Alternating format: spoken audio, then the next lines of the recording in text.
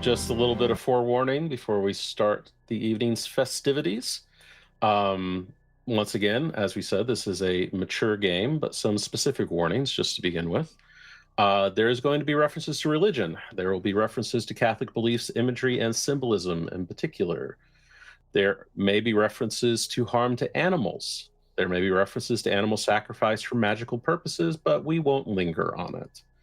And there will be references to harm to self. Blood magic may be used, but we're going to limit it to cut palms, poke fingers, and the like.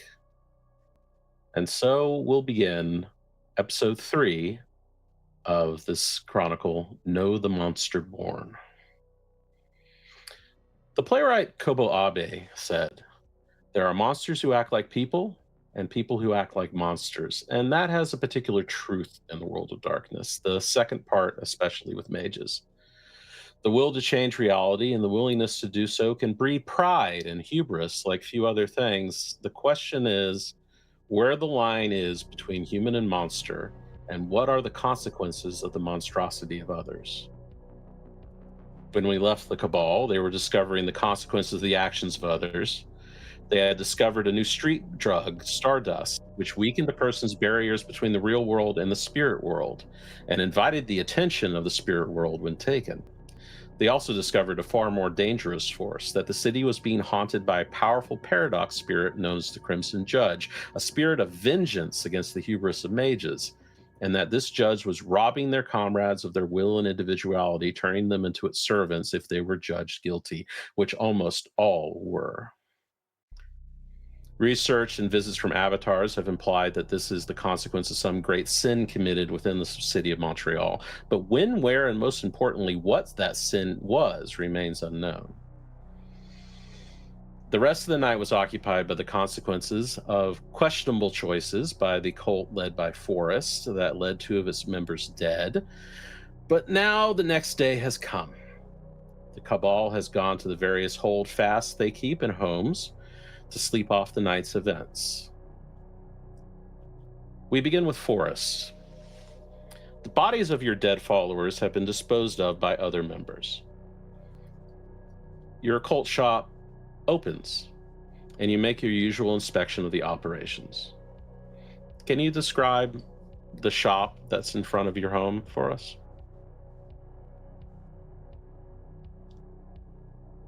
Yeah, the shop it's very clean. It's streamlined. It's magic meets corporate. There are kiosks to where you can put in an order or pick up an order. There's a small, very angular desk station to where you can go and be greeted by somebody that's in front of a wall that leads into a back room warehouse type deal. Not as big as a warehouse, but like a stock room area where there are things. Um, there's lights. There's more assuredly house music playing lightly in the background. It's one of those. It's like this is the Apple store of magic shops. Very corporate, very clean. Yeah. No chicken feet hanging from the walls or anything No. like that. No. We got them though. If you want them, we got them. We just got to go get them. All right. So, the shop opens normally. Your various followers spend their time uh, going through the operations and various small maneuvers and minutia of the day. And about 30 minutes into opening, a gentleman enters. He does not give the usual vibe. He gives a very different vibe in his dark suit and purple undershirt, crisp tie. White guy, graying hair. And he walks in and he steadfastly ignores your follower that's behind the desk and looks directly at you. He steps forward and says, "I'm looking for the person in charge. Would that be you?" It would. What can I do for you? That's a very complicated question. Is this a good place to talk? Depends on what you want to talk about. Advancement, power, growth.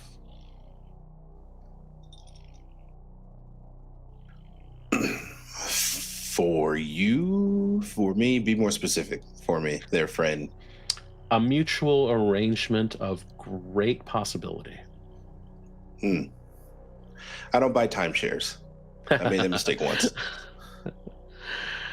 How can I be more blunt without being too direct? Oh, please be direct. I think that'll be best in this. I am as you are, and I'm impressed with what you do.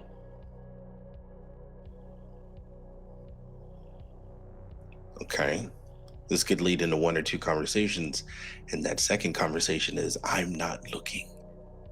But if I think it is what you're saying it is, then we can talk back here. Lead the way. Leads behind the wall, which again goes through the stockroom area, continues back to where it's like a break between an office into where he actually lives. Take a seat. Can I get you something to drink? Something for the senses?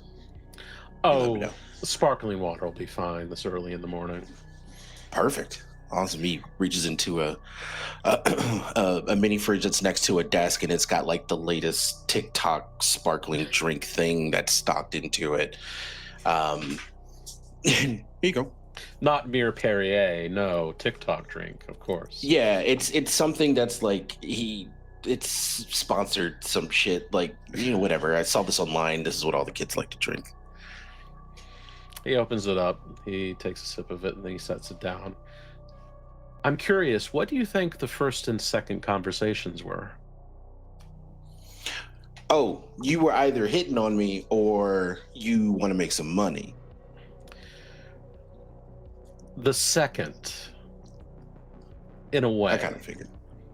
Money is a symbol. Money is not the thing. Money is an expression of something more, which is power, influence, which is just indirect power. I see you have gathered quite a little following. It's a modest group, but yeah. Modest. And you don't strike me as a modest person. What was your first tell? Oh, I don't want to be insulting by telling you what your tells are. I respect that.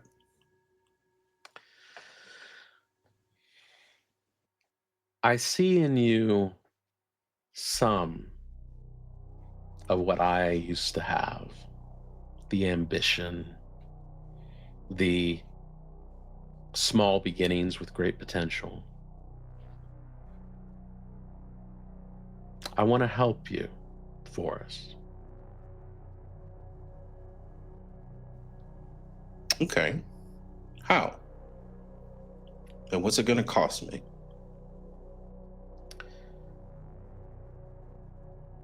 It'll cost you an occasional favor. It'll cost you listening at times to me. And it will cost you one day, perhaps, a life or two you don't care about that much. Perhaps. The world is full of twists and turns and possibilities. Okay. So you're going to give me, or you're going to teach me rather, focus, power, influence, and it's only going to cost my attention and potential murder. Of lives you don't care about. And frankly, I already know the esteem in which you hold the lives of sleepers. Is this a press the button type situation? Nothing so gauche. Be more fun. I have no pitchfork or pointy tail, if that is what you're asking. That You would are be even not more Dr. fun. Faustus. Okay. But I have a gap in my organization that I think you and yours could very, very quickly fill.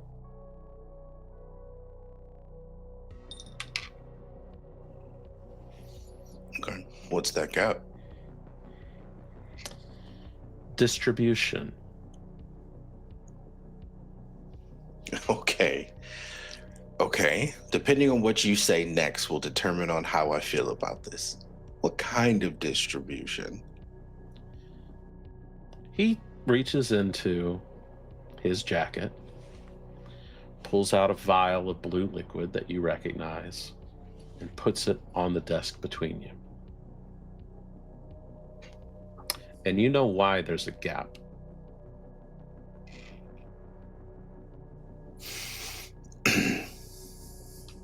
um Very like, and I'm pretty sure they'll be able to see past this. What is that? Ecto Cooler. What is that? A new Capri Sun flavor? What is it? High C, actually. No.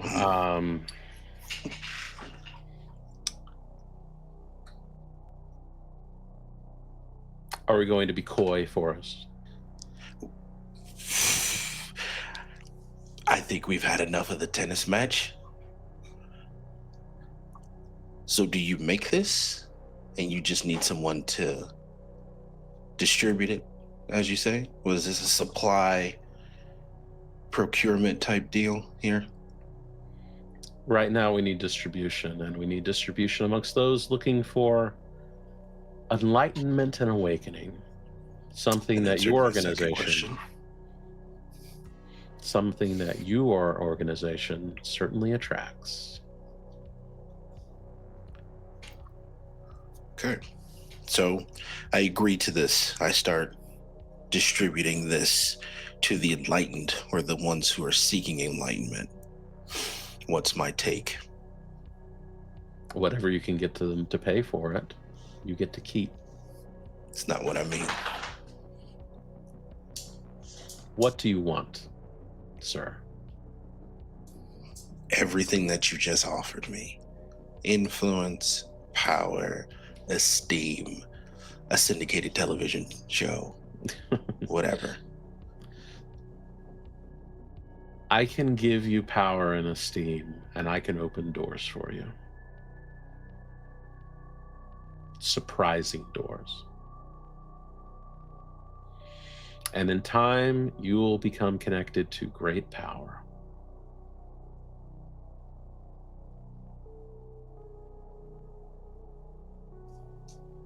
Okay. I know you told me what the suspected cost would be. What is it actually going to cost me? Your silence, an oath, a life or two. And we'll go from there. Relationships evolve, do they not? You ask They for do. things, we give and take. I'm okay to be silent. I'm even okay of sacrificing a person or two. It's the oath part that bothers me. I don't really like pledging myself to a person, a theme, or a cause. Maybe that's something that we can evolve over time. I'm sure you will see the benefits on your own in time, but I will require a promise of your silence. I can keep quiet. No, no, no. A promise, a sealed one.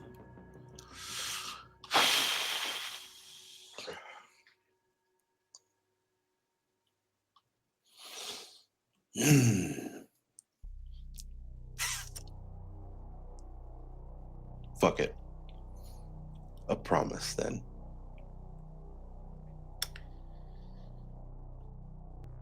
He reaches into his jacket again. He pulls out a straight razor, an old school one, nice and long, not one of those that you put the razor blade into. He cuts his hand. Not comfortable with that. I'd like to keep things clean. Pulls out like a medical grade scalpel from the package. I don't know where that's been. As you will. He gives you a finger.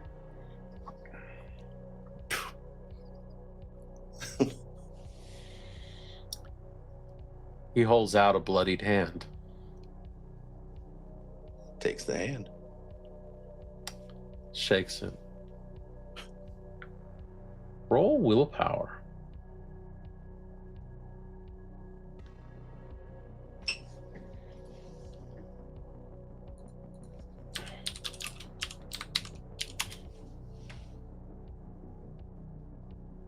What's my success? What am I looking for? Difficulty 6. 6. That's gonna be difficult. Okay.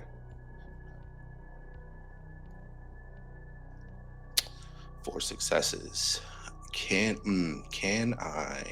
What can remind me, Matt? Is there anything that I can do to bump that? You cannot spend willpower on a willpower roll, so no. Right.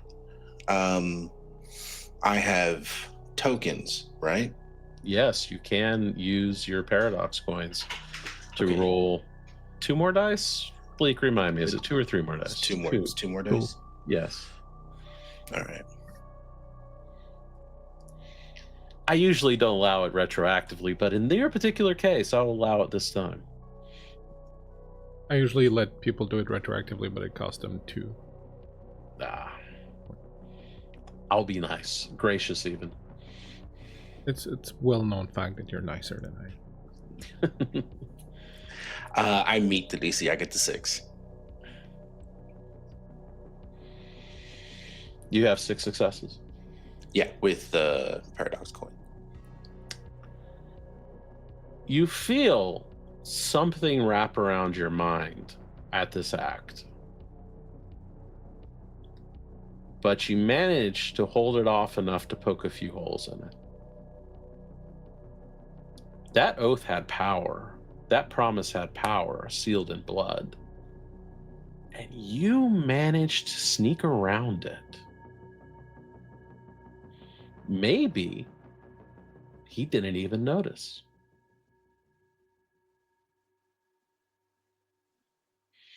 He closes his hand, blood drips out of it, and then he opens it and the cut is gone.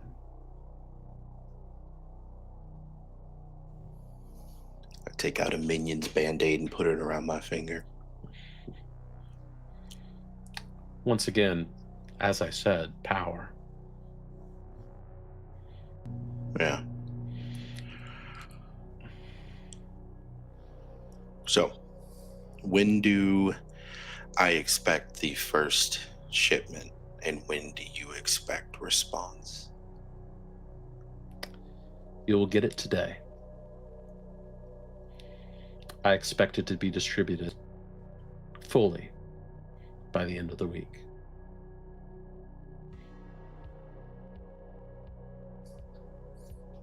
Okay. I assume it's like a Monday. We're talking Monday here. Yeah. Yeah. Okay. It's fine. I can do by the end of the week. It's not a problem. And Forrest. As a final note, I do hope that this is a beginning to a very beneficial, trusting, and truthful relationship. I hope for the same. Your name is? Julian. pleasure. Absolutely. Feel free to grab a goodie bag on the way out. It's got some nice things in it. I'm sure it does. Thank you so much. You're very kind. Pleasure. Also, you'll be receiving an invitation soon. I don't want to spoil the surprise. You said you wanted me to open doors. Yeah. I will oblige. I'm excited to see. After all, would I be living you up to your expectations if I didn't offer you all the kingdoms of the earth? Definitely not in this Faustian deal. Like I said, you're no Dr. Faustus. No. I'm smoother. Have a wonderful day. He gets up, he leaves, and he does take the goodie bag on his way out with a certain pleasure. It's got some nice things in there. Some moisturizer, a couple incense, a gift card to some Visa gift card. We only do it for VIPs. Absolutely. You have to treat them right. Well, what do you do after he leaves? I assume he left the bottle. Oh, yes. Yeah. Forrest grabs the bottle and he sits back in his chair and he holds it, looking at it. He goes, "This is a bad idea. But I'm probably going to make a lot, so we'll run with it." He pockets it, puts it in his coat or his shirt jacket. He gets up and he makes a phone call to somebody within his cult and he goes, "We have a new plan. I need 3 people in the shop for a meeting. Now." Okay, boss. Definitely. Thank you.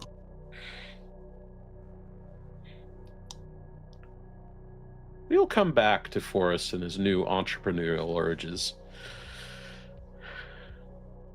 Meanwhile, elsewhere in the city, Bleak. Felix has been hitting the books. At the university, I'm assuming? Very likely. I mean, that would be a logical place to go with a very old and formidable book collection.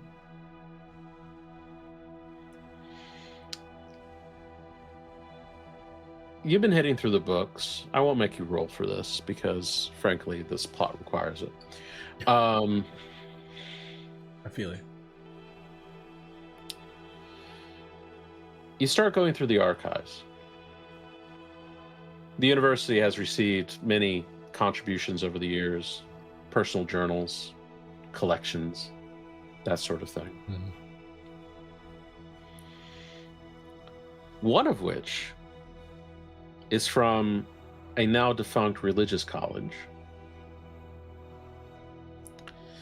in which you encounter the writings in a personal journal from about 50 years ago of a young, ambitious, but very faithful young priest.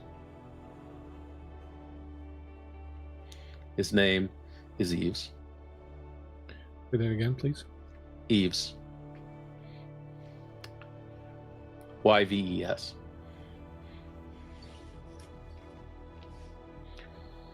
And the reason this sticks out to you is the symbol on the front of the journal. It's not the crucifix. It's not a traditional Catholic symbol. It is the intertwined knot in a cross that notes the celestial chorus, a symbol you recognize. And in it, you find references to great consternation 50 years ago about the waning influence of the chorus in Montreal and some momentous decision that's going to be made to correct this course.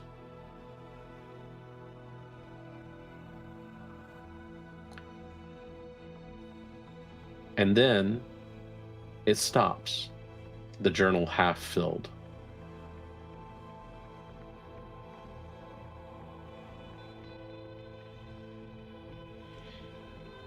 From what you're able to infer, the choristers used to hold council over this city.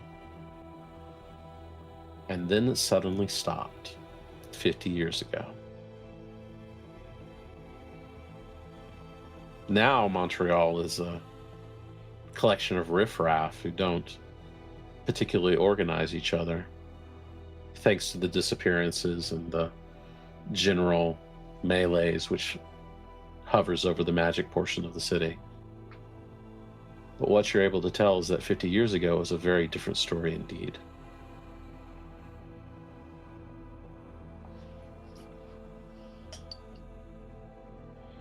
Do I sense in the iconography that we've seen with the judge in red and all that, that there could be some connection there to some sort of divine power or organization, or, you know, thematically linked to the divine and the red-robed figure we've seen? The themes certainly hold. The references to purity certainly hold.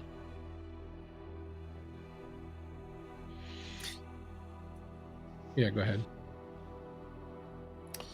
The references that you found to the Crimson Judge hold that he is a paradox spirit,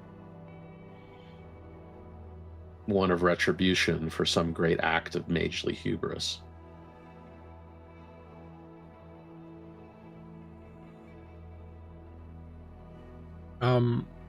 And is there, if I go back and look at other books and stuff that I've come across that date at least 50 years or more, or, you know, like around 50 years back, is there anything else that can cross-relate to that? Like, is there mention of anything else happening in other spheres, or etc., about 50 years ago, like, that I could sort of gain context from?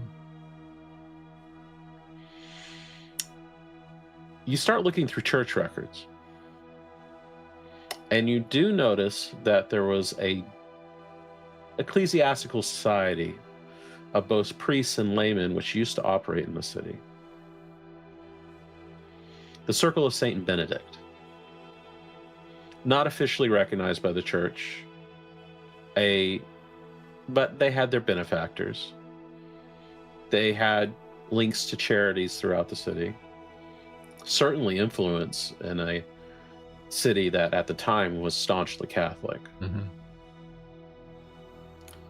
And then it simply disappears. No mention of it. Nothing going out about it. It's mentioned cease in the church newsletters and various annual publications. Is this, it disappears in a very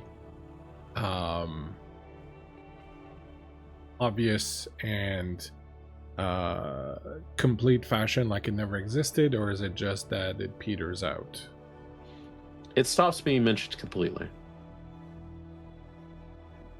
Is there any mention anywhere of a headquarters they might have had, or someone that might have been in charge? Or they occasionally met in a small church on the east side of town.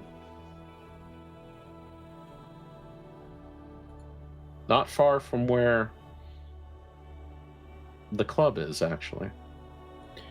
Well, could it be possible that the former church that houses the club now might have been that very particular? That is an excellent question, but no. Not that much synergy exists.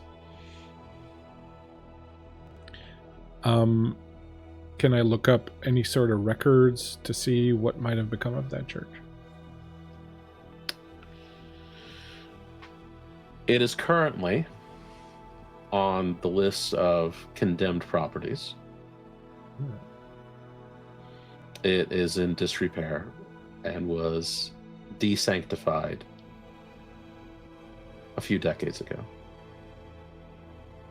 It has attracted no buyers, and it is still nominally in the hands of the Archdiocese.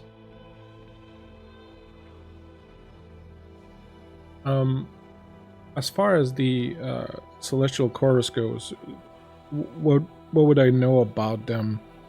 Are they still a group that generally operates, or is it like old news? Or the Celestial Chorus, as a tradition, certainly operates, though they do not operate in nearly as many numbers here in the city. You have not heard of a member of the Celestial Chorus being active in the circles you run in, but it's not like there is a bulletin board somewhere where all the mages talk to each other, especially in this town. Mm-hmm. They are a tradition focused on monotheistic beliefs. They believe in the one, and its members usually hold some allegiance to some monotheistic religion while creating their magic as miracles and as divine intervention. As a hermetic, you think that they're just gilding the lily of using various symbols.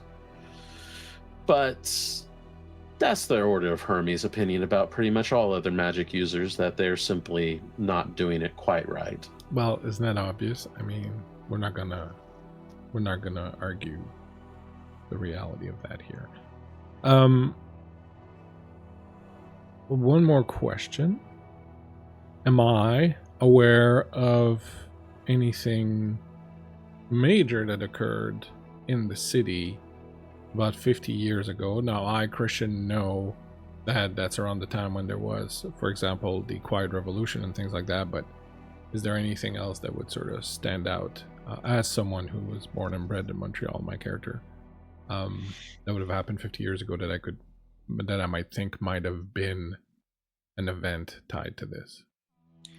The Quiet Revolution, the big shift of the city to a more secular standing, seems to coincide with it.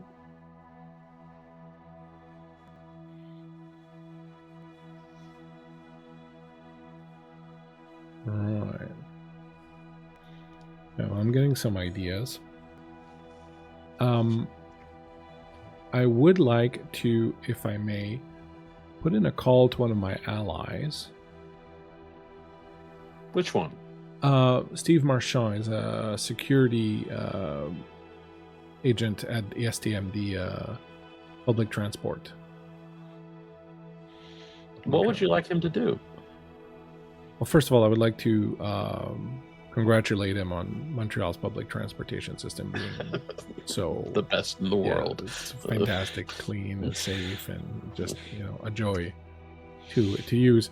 But two, I would ask him if around the area where their church is, if he knows of any tunnels or underground accesses or underground spaces in that area that may be like maintenance tunnels or anything like that are either condemned or still active in the area of that church. Oh, that place. Let me pull up the map. You hear him clicking on his computer, cursing mildly in French, and then you hear the and then you hear the rustling of paper, because obviously he had to go into the real archives. Sorry, I'm making you pull out the old paperwork there. There are tunnels underneath there, but they haven't been used since the 30s.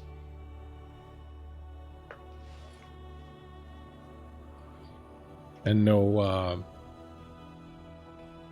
not a place where you normally have trouble or that you've had to chase people out of, or...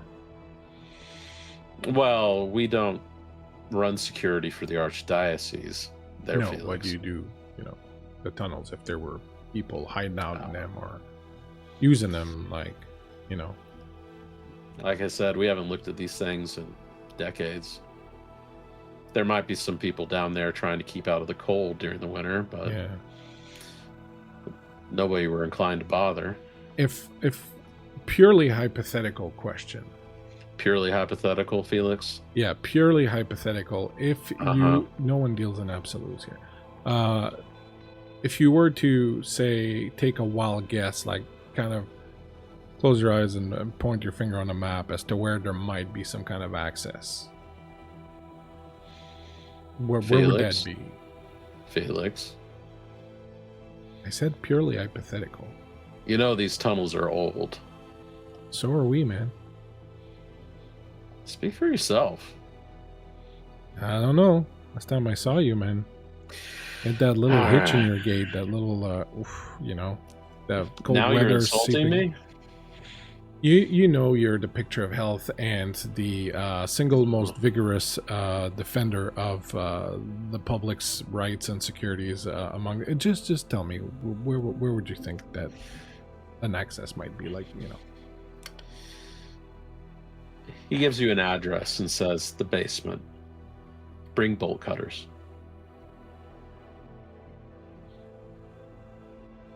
As always, you do provide a fantastic service to the city. Uh-huh. Hey, Don't have something fall on you in there, and then people ask questions. Hey, don't worry, man. I don't know you. I don't know who you are. I've never been to your house and eaten hamburgers off your barbecue grill. Right. Hey, we think our chances are this year for the cup. You're pretty dismal as usual. It'll take a miracle. Yeah. Well, I know a couple people who dabble in that, so I'll let you know what I can do. Click. Man, that transit system. With all of that kind of gathered together, I will put my notes all together, and I would certainly reach out to some of my friends, but I assume you have little things to do with them before I do that. Either that, or you can meet them at the usual place. I could meet them at the usual place. Yeah, at the club. But before I go there, I am going to take myself out to the Montreal pool room. I have a couple of steamies and some French fries and a Pepsi. Because I deserve it for all this work. They get your order wrong. Of course, and they do. refuse to refund their money. God damn it, I don't like coleslaw on my hot dog. What does steamy? Steamy is a steamed hot dog. Okay. It's traditionally served with mustard, onions, and coleslaw, but fuck coleslaw hot dog. You get it with coleslaw. You get it with extra coleslaw. You know why? Because you took that flaw. I'm going to make you pay for it. I know. I'm totally down for it. Like, it's just, he just expects it at this point. Meanwhile, a little later that night, Bellamy and Iris have decided to go together to the club, to Temple, the nightclub and bar built into a church, and they decided to go together. It's not the first time. You keep roughly the same hours. One as a bartender, one as someone who frequently gets served by bartenders. And you're walking down the street. And unbeknownst to you, this is the same path that Felix took a few nights ago, or a couple nights ago.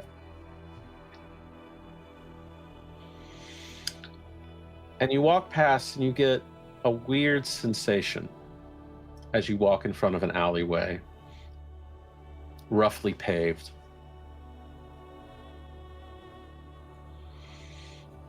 And you look over and you see the mural of a red-robed figure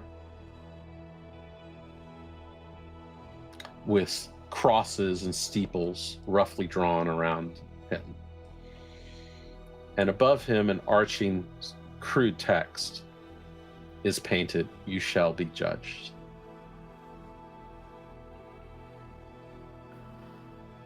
You get a very strange feeling about this alleyway. Great. Cool. Tracy, you're muted. Oopsie.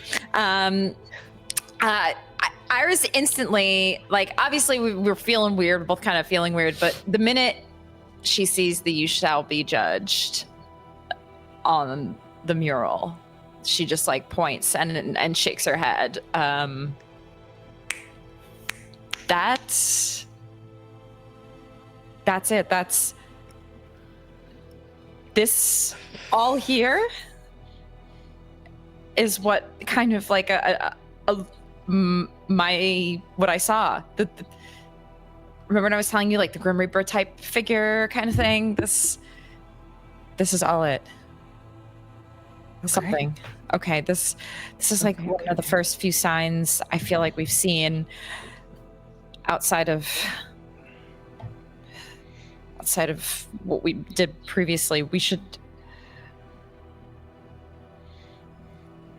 just like take a look around, I guess, and see. You feel off, right? Something feels. Yeah, no, no, I don't like. Shit. And Bellamy reaches into her like satchel and pulls out her wonder, and pops the little glasses on. As you pop your glasses on, you get your life sight that you get from your specialty sunglasses, your brand. There's the usual skittering of small things that you'd expect in an alleyway in a major city. But you get the vague sense of something else. It's more of a dim, sort of pervasive thing in the alleyway. Perhaps other senses might suit you better than life sight here. Oh boy. I don't like it. I don't like any of this. I don't like any of this at all. This is terrible. I don't. Okay. All right.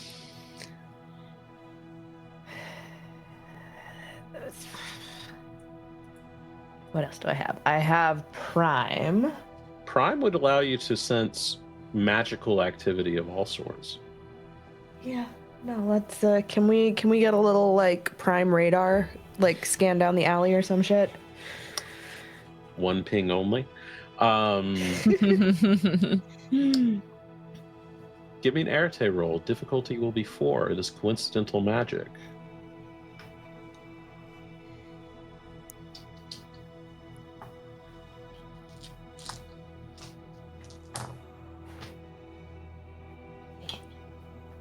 Three successes? Mm-hmm. Perfect. You reach out and you touch the magical weave of the world and the energies and ebbs and flows that make up magic itself. And not just magic, but the energy that fuels all things supernatural and all things natural by some standards. And what you notice towards the back of the alleyway is what can only be called a gash in the weave. It's a wound, maybe a portal, but there's something there. Tabernacle. What is it? Someone's torn something open. Torn something open. Yeah. And because Bellamy is intensely curious, mostly to her own detriment, she's gonna walk towards it As Iris you gonna walk follow. towards it, it seems to open slightly. Ah! I think that's actually the noise What? Bellamy makes. Just ah. And obviously, I don't see any of this. No, unless you want to put up one of your sites and try to see. I could try to meld mind to Actually, yeah, you know what Bellamy's saying. At some point, I think Bellamy will just kind of like reach a hand back and do that like whap, whap, whap on the arm. Like, get, I can't tell you, just get in here, would you? Yes. That would be an Arete roll, difficulty of 5. Oh, difficulty 5. Okay, let's see how we do. Oh man, I don't have a lot of dice here, but 3 successes.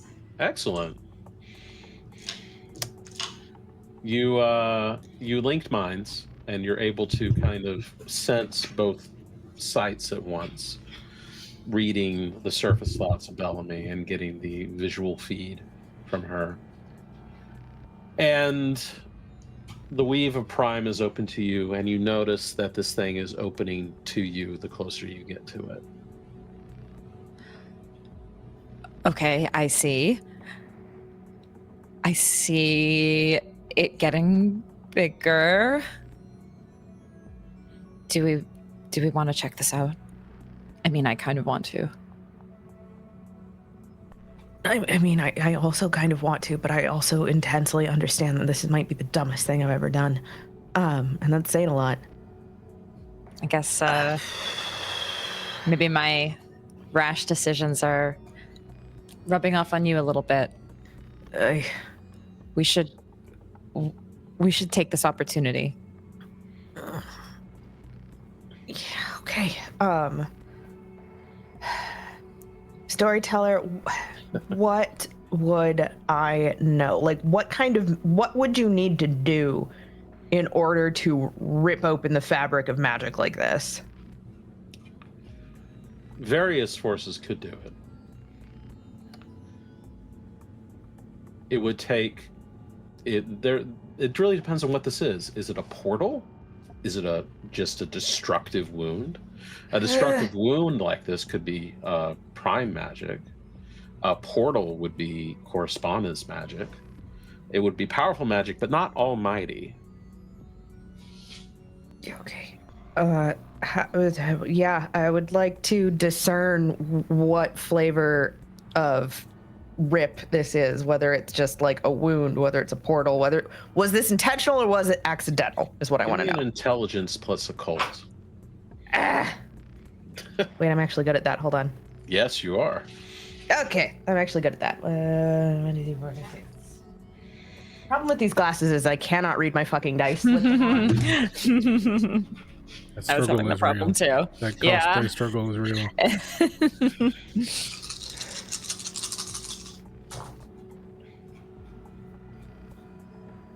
5 successes. This is a portal. This leads somewhere. And it was made ugly. It was made in a brutal way.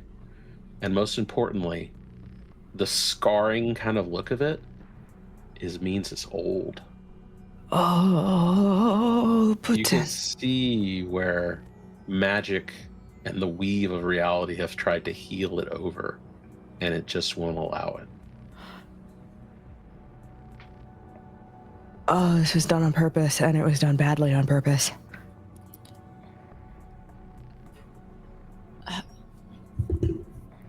Okay. It's a portal. Maybe the weird culty people we met, maybe they like use this as a way. This is like me just throwing out. This isn't crazy theories, but I deal with nature and blood and the old things that walk this world. I don't do extraplanar bullshit, Iris. I don't normally either, but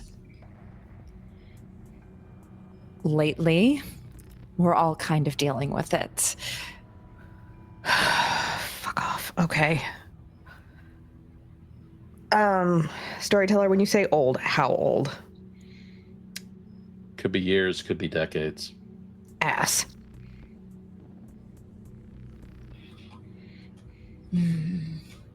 Damn it, we can't leave it here. There's no fucking telling what's gonna come in or out or what else. Like, what? Do we just try to close it? I don't even know if that's possible. I don't even know if that's possible, but you know what? Okay. Storyteller, this is a little bit of like narrative vibes here, but follow me on this journey. Sure. Every archway, every doorway has a keystone. It is the portion of the arch or doorway that supports the thing that keeps this door open. Is there something like that on this portal that if we pop it off, it will start to seal? Or, yeah. Cosmologically, if you started to seal it and you cut away the scar tissue, basically, the weave might heal and reseal on its own. Reality does not tolerate this very gladly. And by this, you mean the portal? Mm-hmm. Can we sense the scar tissue? Yes, you can. This is dumb. This is dumb. Oh, this is dumb. We should call Felix. This is dumb. Do you have an idea? Yes, it's dumb. Okay, I can get Felix on the phone. He might be, I mean, he's been kind of unreachable these past few days in his books. Yeah, no, he's doing the bookworm thing. I get it.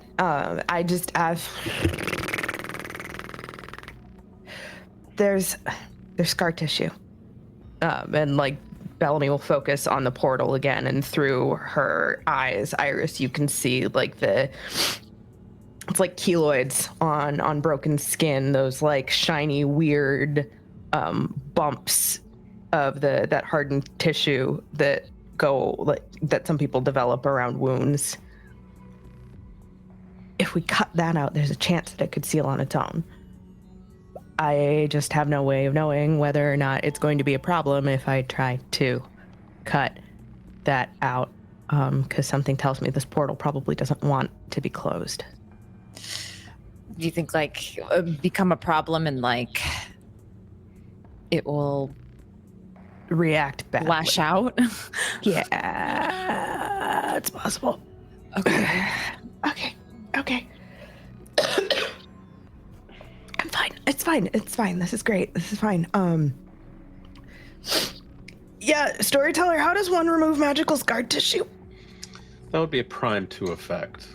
Ass. Reweave. You're enforcing reality, so reality should work with you on this. That's good. It just so happens I have prime 2. All right, I'll be your backup. If anything happens. Yeah, okay.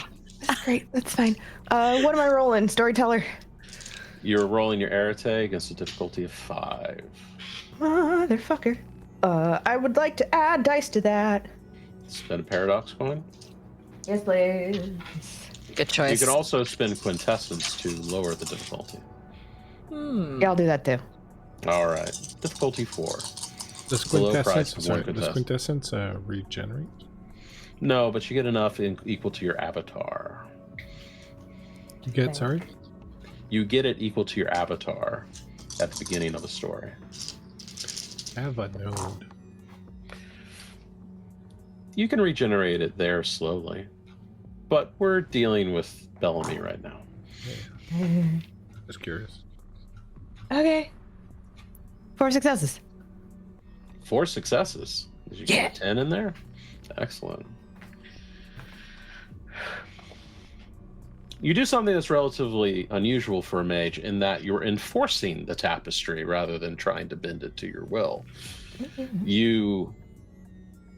What are you doing to do this magically, instrument-wise? I mean, for the most part, if someone like looks down the alley, it's just going to look like someone's trying to like wipe graffiti off the wall. Mm-hmm. But I think with the focus that Bellamy has, being able to see the actual portal and the damaged tissue of reality around the edge of it, it's like her fingers almost dig in and pull. You pull at the threads of reality, these worn pieces. You tug them away, you rip them away, and they dissolve into your hands. And you see you're coaxing the tapestry to close. And it begins to do so. And then a pale, claw-like hand reaches from the other side of the portal in your prime sight. Oh, One no. that is very Creepy. familiar to you, Iris, Oh no. as being the one that the Crimson Judge had, Oh no. and plucks each of those strands and starts to reach out. Can I run? Can I run? Can I back up and run? You can always run. Yeah. It's just, no. Stranger danger. Iris, Bellamy has decided to skedaddle. I'm not like running, but I'm getting out of grab reach. It's mostly Yes. just like a very cartoony backpedal. You backpedal very, very quickly. Iris, are you following suit? I do the same at that reaction. And also back up. You see that red-robed figure looking at you through the gash, huge as he is.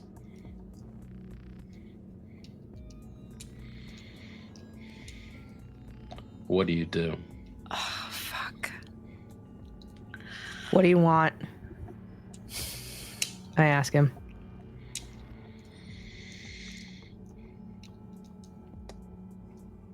You shall be judged, and you shall be found wanting. Yeah. And it starts to step out of the gash. Oh.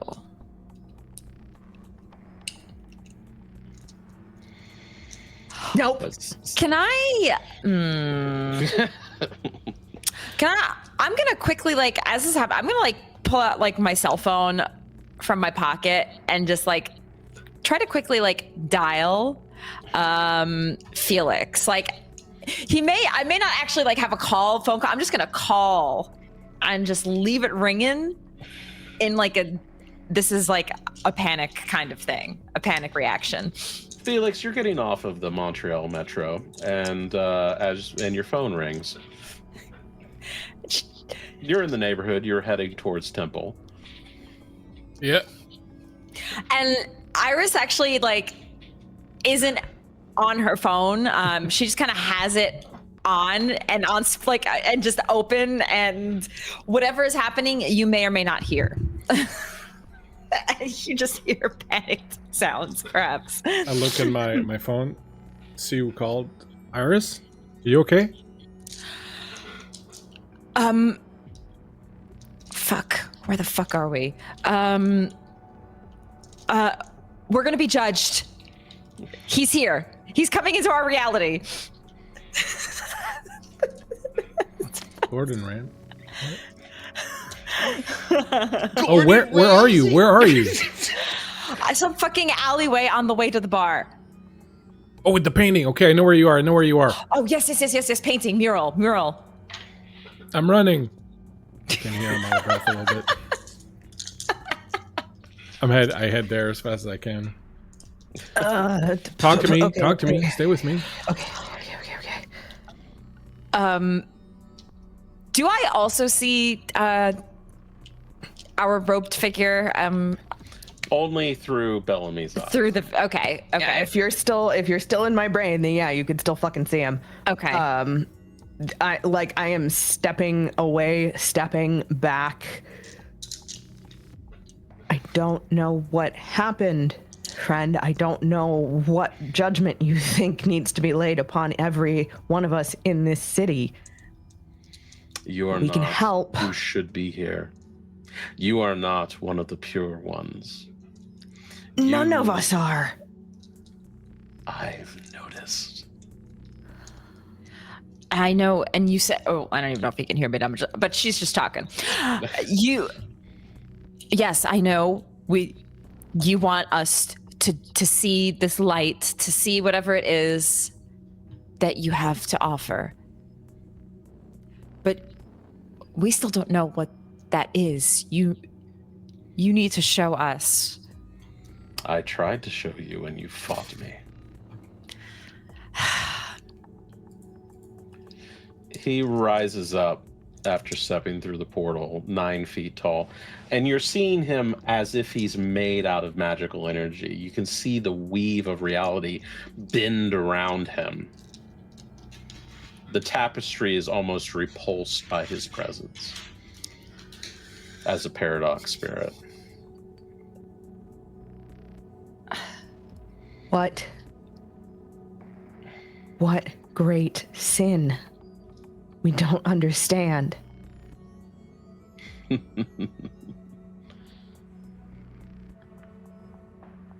They called upon God, and they got me.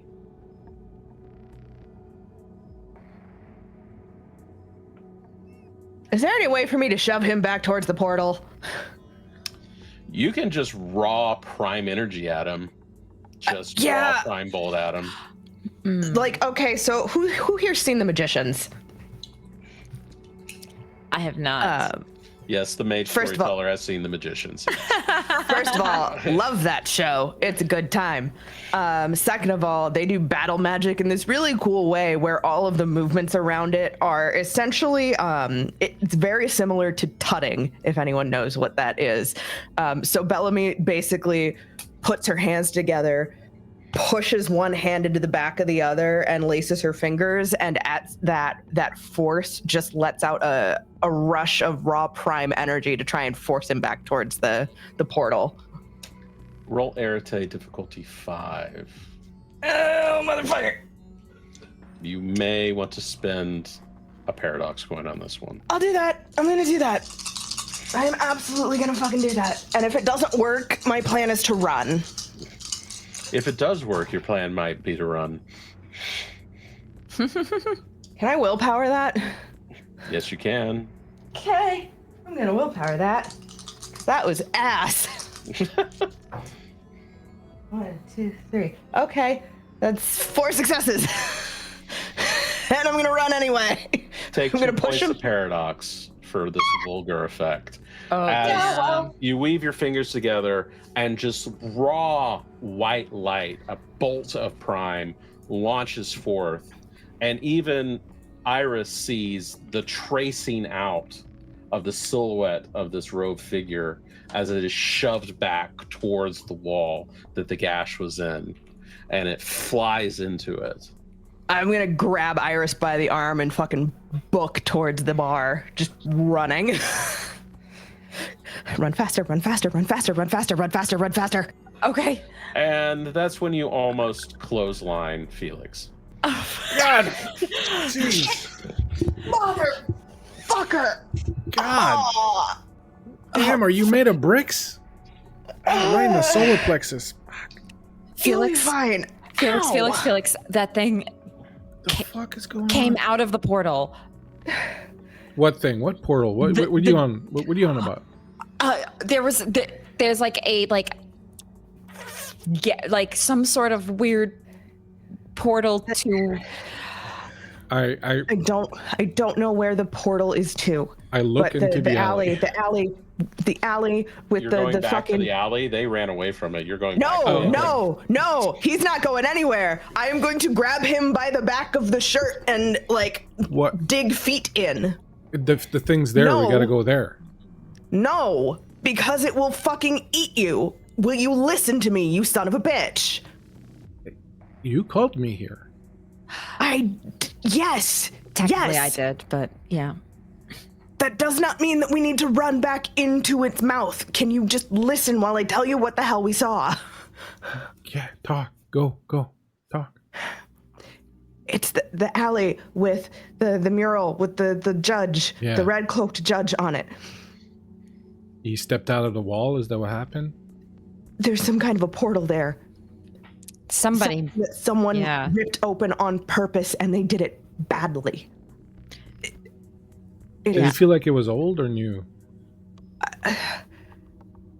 Old, probably, but no way to tell how old. But it's like reality had scars around the edges of the portal, and I tried to cut away the scar tissue, and then that son of a bitch came at us and said we were going to be judged, and then I shoved him back into the portal and we ran. Did he tell you what for? He said they called upon God and got me instead. So whoever his followers are, people, they may see him as a god, perhaps. He said we are not the holy ones. I came across some information when I was researching in McGill. You hear a terrible wail come out of the alleyway. Oh boy, is he? Oh man. We gotta go back there. We gotta shut this thing down. Okay. Fuck. Fine. Storyteller's note: you might want to find the person who does spirit magic. Yeah, no, it was. Yeah, I was trying to find a way to very casually say we should call Force without it just being like, yeah, let's call the other player. honestly, I think at the whale, Bellamy has the forethought in mostly that she is panicked and knows this isn't her bag. She digs out her phone and fucking calls Forrest. Forrest, you're hanging out at Temple. You're having a great time. Your cult is there. You got a box full of the new Stardust delivered to you that day. You got about 30 vials of the stuff. You are vibing. It's techno night.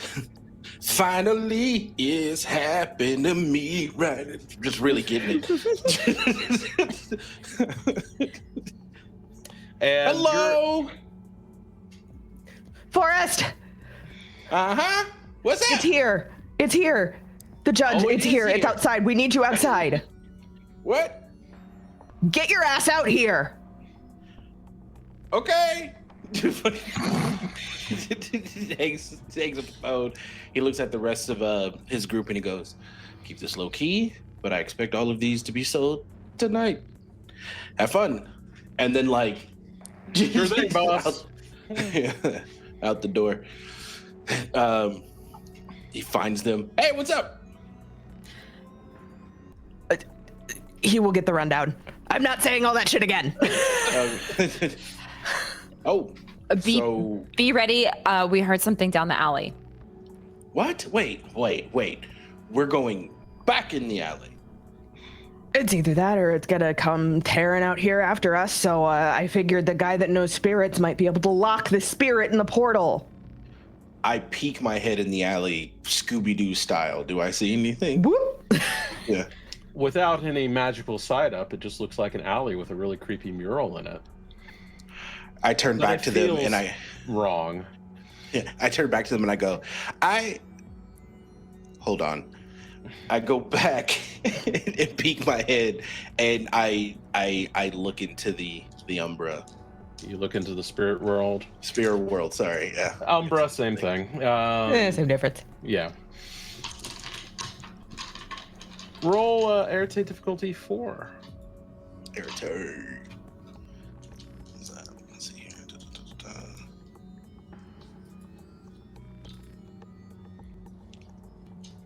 3 successes. you see a gash, a cut in reality. But you see the various webs and flows of the spirit realm, and I need you to roll intelligence plus cosmology.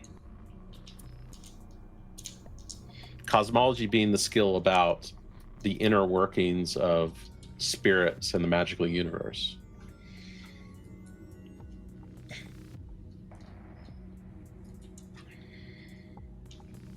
I'm gonna throw some stank on it and roll. I'm gonna use a coin to give me All 2 right. more dice. Bop, bop, bop, bop, bop. What? Remind me, because I have VTM brain. I Okay. have 3 10s, an 8, and a 9. Did three 10s do something? The 10s explode. Okay. So you get to roll those again and add more successes. Okay. So that's 4. Let's go. Now we're gonna look into this.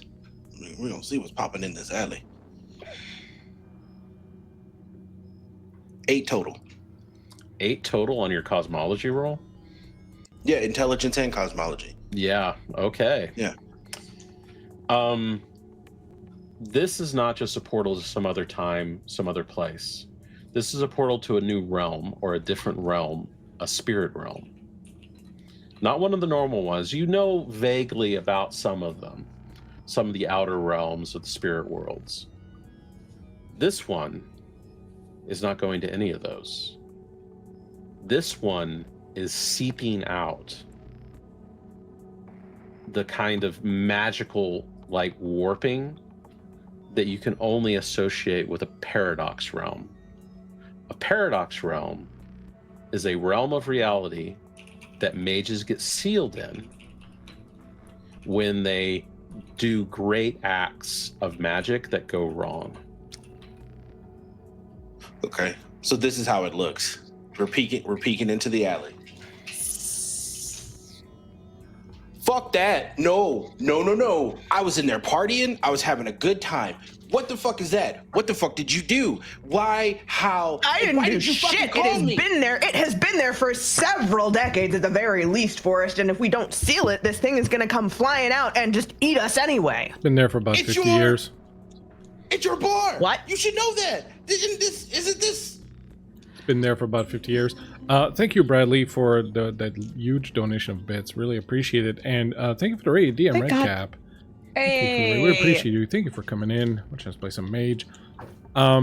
Yeah, about 50 years ago. That's what I was trying to tell you. I found something. This has to do with the Celestial Chorus. They tried to do something, and they dropped the ball big time.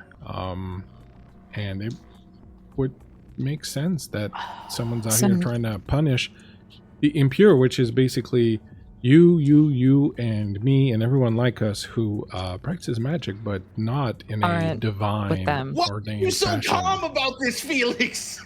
Well, yeah, we found some information. That's great. So we basically have to clean up their shit now. Yeah, or they're going to Basically. clean us up. Now, I think I might know the name of either that thing or the thing that summoned it, the guy that summoned it. He's a priest of some sort named Eve. That's great. If I had Scooby-Doo my head around the corner, I follow that Scooby-Doo motion. Now it's the 2 of us. I'm just lighting a Bink. cigarette and kind of being chill about it. bing.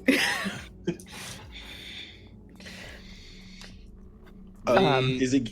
Yeah. The gash is still there. So my feeling is they tried to summon God or do something, maybe like try to fucking open up a God phone or something, and you know, they reached into the wrong pocket. Okay. So Clearly. yeah. So Do we close it? well, I is don't know that what- we can right now. You're the one who would be able to tell us if we can do that. We might not have what we need. Forrest, with your role, you know something else about paradox realms. They're boy. usually sustained by a mage within them or mages, and they have to be resolved internally. Okay. Okay. Okay, sorry. Going back into my mind palace. Okay, Paradox Gate. Okay, so someone is sustaining it. The problem is they're inside of it doing it. So to close it, we might have to go inside. So we were on the right track, Bellamy. Forrest, you can see you can see the scar tissue, right? The bits of reality that are all fucked at the edge of the portal. It's one of my favorite R&B bands in forever. It's jagged around the edges. It's so bad. It's so bad. No, I was trying to clear out the scar tissue, and then that's when old boy tried to reach out and pull me in, or I don't know, grab my face and pull a. You tried to clear, so you made it worse. You opened it up wider. It was just there. Forrest, focus. If we go in there, can we come back out? I don't know. That's the problem. Well, you're the resident expert. Probably not. Well, no, probably if not. If we close it, isn't it going to just excrete us? I don't know, Felix, and I don't understand why you are so calm right now. That's bad. That's bad. Yeah, it's very bad, but freaking out's not going to fucking solve the issue. I don't know what else to do. You guys opened it. Why did you open it?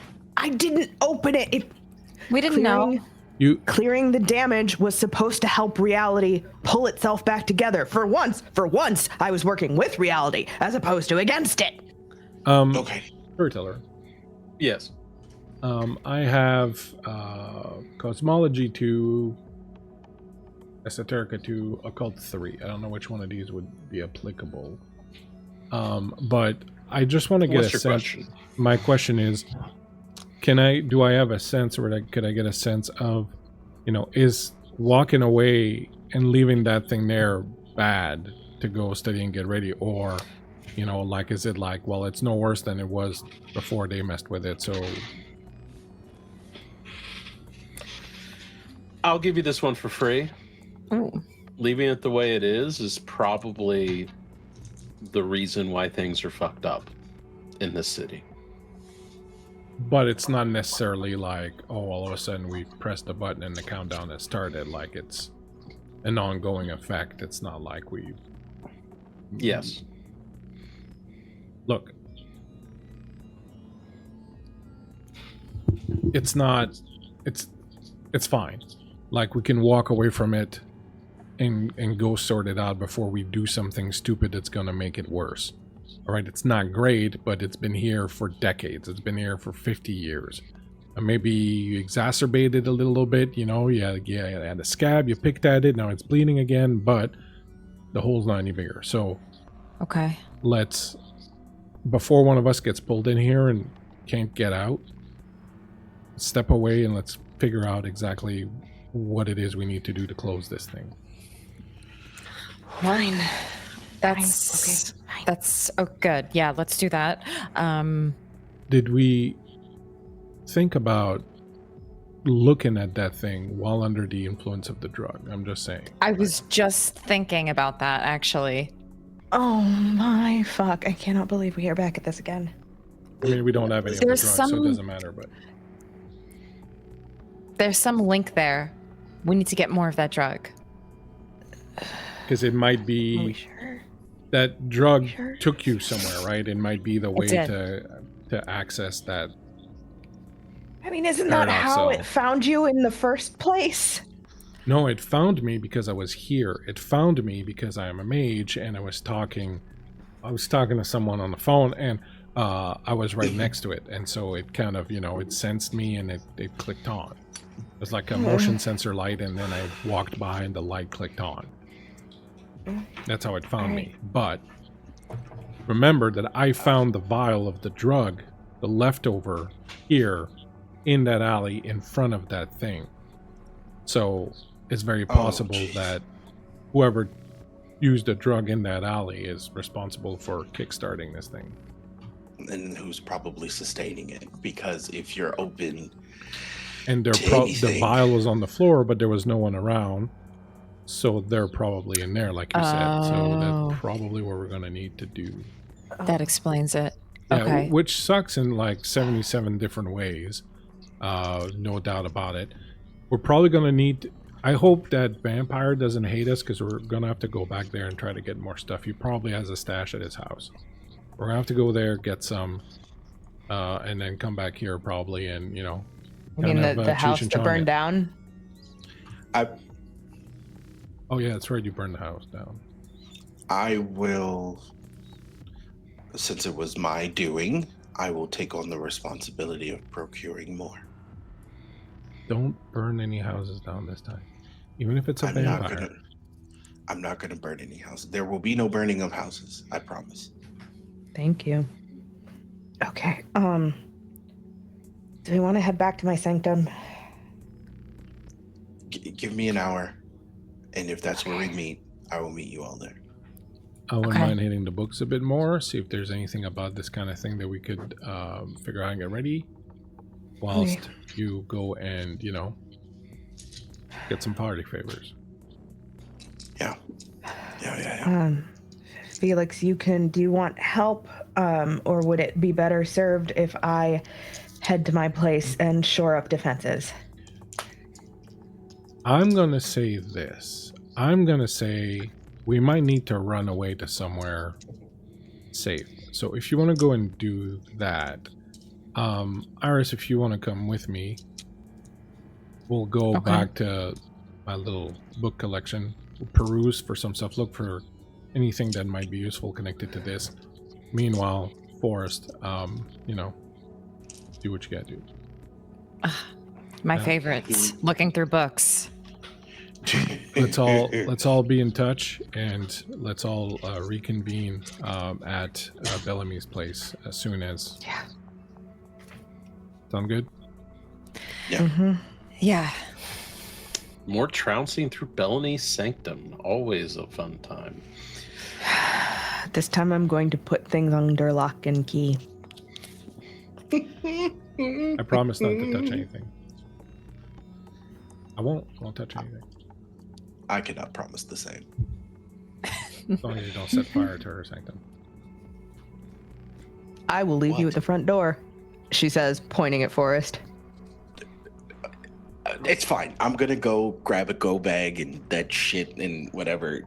And then pokes back down at the alley. Whew, fuck. Okay. Yeah. One last Scooby-Doo look. Yeah. Whew. Okay. All right. Here we go. Okay. All right. Yeah, this is fine. This is great. This is fine. This is great. This is fucking perfect. Okay. I'm gonna go An home. hour. And I will meet you fuckers later. Okay. Okay. Yeah, that's what we're doing, Storyteller. Forrest, what's your move here? You certainly know where to procure this. I go back into the club. I grab one of my cronies. It's very aggressive, but like frustrated aggressive, not with them, just with life. And he goes, "Okay, how many did you sell?" You gave me 5. Uh-huh. I sold 5. I cannot be upset with that. Goes to another one. How many did you sell? 5? Out of the 5, I can, like the one time that you fuckers do what I ask. Okay. You told us to sell all of it. We were You selling did it. such a great job, and I'm not upset. He said upset. I still, I have the one in my pocket still. Does anyone have at least 2? After going through everybody, you managed to. They have about 4 left because they've been selling them for like $50. What? Hold on. Team meeting.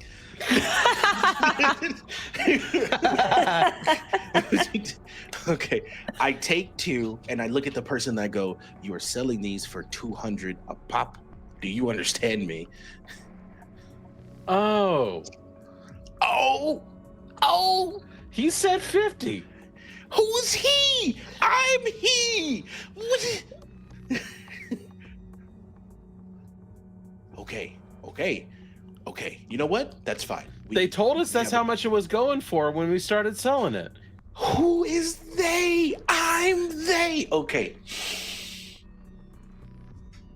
Sell these two, 200 each. I expect an additional 400 from you. Make it happen. I don't care how. Make it happen. But these two I'm taking with me. But everyone knows we're selling it for 50. I don't like to resort to physical violence because morally that is incorrect. But in this moment, I am so close to Charlie Murphying your ass. Just please. But you make had it us happen. burn down somebody's place the other day.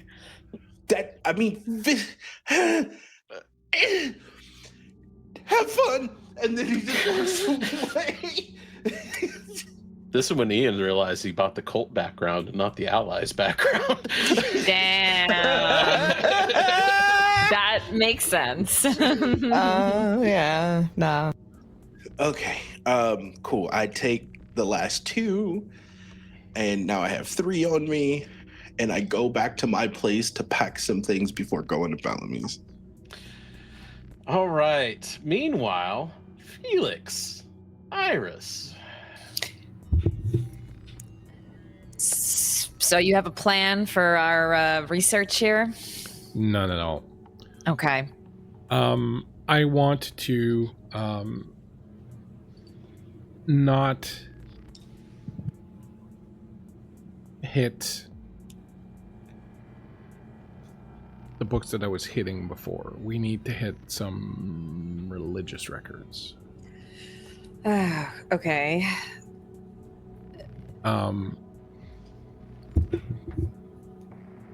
Best place to do that, and Church.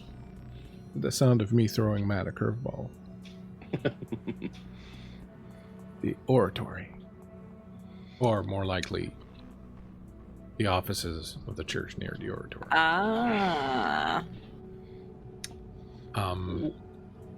Churches are not known for being open this time of night. No. Best time Breaking to go in. Best time to go in. However, that being said,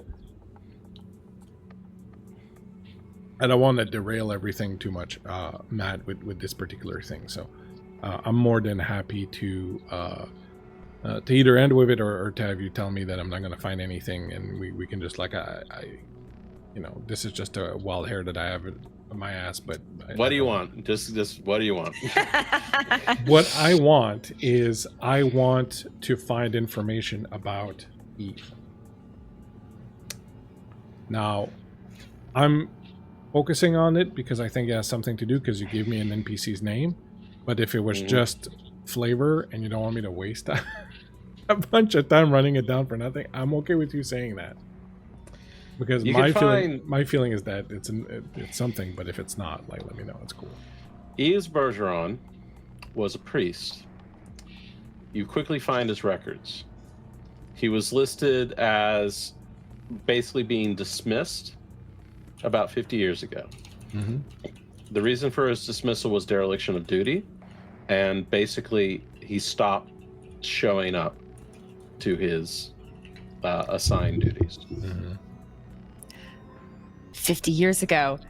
Didn't you say that thing was made 50 years ago? I'm like, look, Yeah. I'm connecting dots. But that's the thing. I'm doing it, Felix. I found one of his diaries where he talked about something big about to happen, and then he fell off the face of the earth. And this group that he was with, the Circle of Saint Benedict, also started disappearing off the face of the earth. Now I know where they used to lair out, and I'm thinking I'm ready and willing to go and break in there and see if there's anything left behind. Okay. But now you've lost me. Okay. I pull out a piece of paper. Oh boy. The priest. I'm a visual learner. The priest.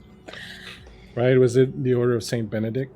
And he wrote in his diary, right? So this is his diary that something big was going to happen 50 years ago, and then he disappeared. Okay. So my feeling is that he was the one who tried to open that thing and call God. That's my that makes theory, sense. right? It's a good And then theory. things went wrong. But what I'm not sure is, did he somehow become that Crimson Judge, or is the Crimson Judge the thing that came out and punished him for it? Now, if he's been punished, Is he dead? Did he go into that place? My guess is the latter. He was Yeah. punished by the Crimson guy, and he's stuck in there. So what I'm hoping to do is find something about him. I mean, if he wasn't a priest, I'd say one of his descendants or something, but he probably doesn't have any.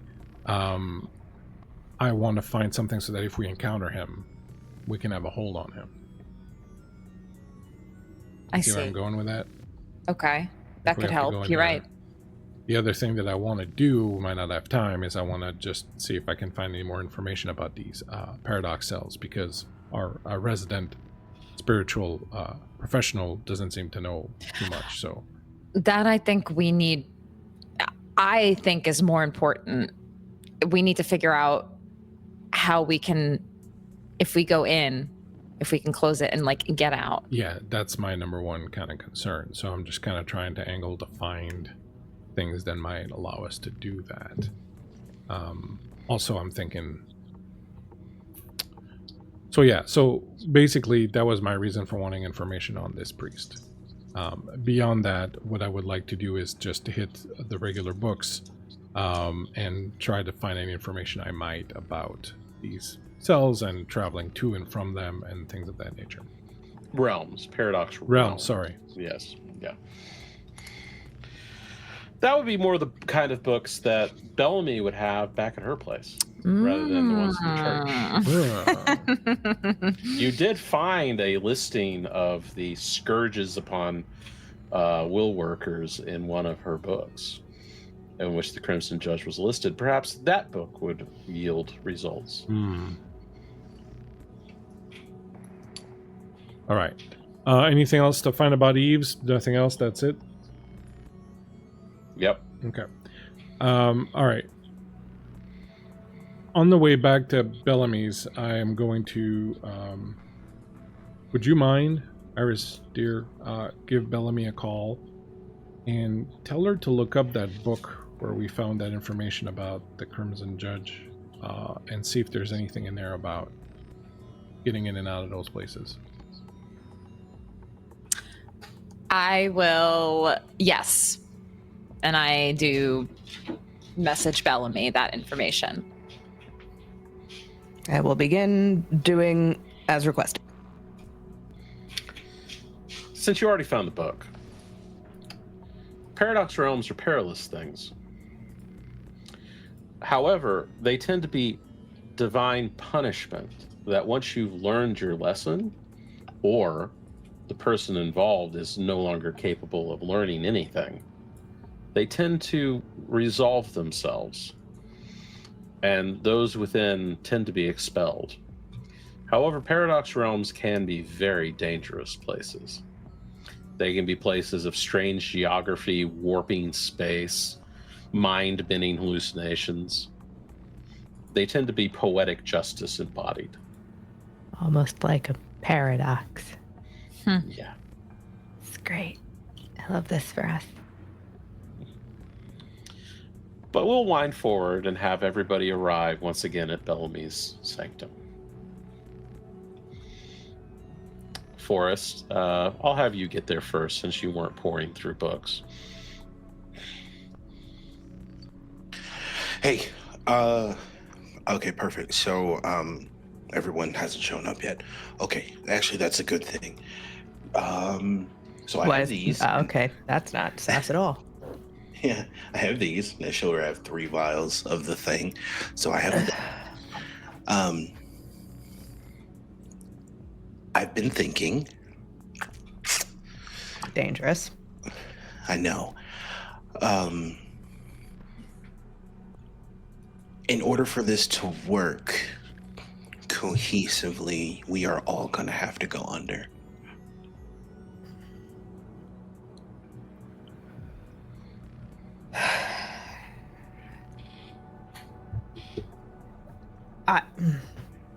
I get it. No, trust me. Trust me. I only had a dab of it when we initially started this, and that was enough to blow the door wide open. But So- we... Okay, so you want all of us to just drop any and all defense that we have against not only the spirit realm in general, but Mr. Crimson Judgy Pants over there. How else are we going to be able to manage this unless we all have eyes on it?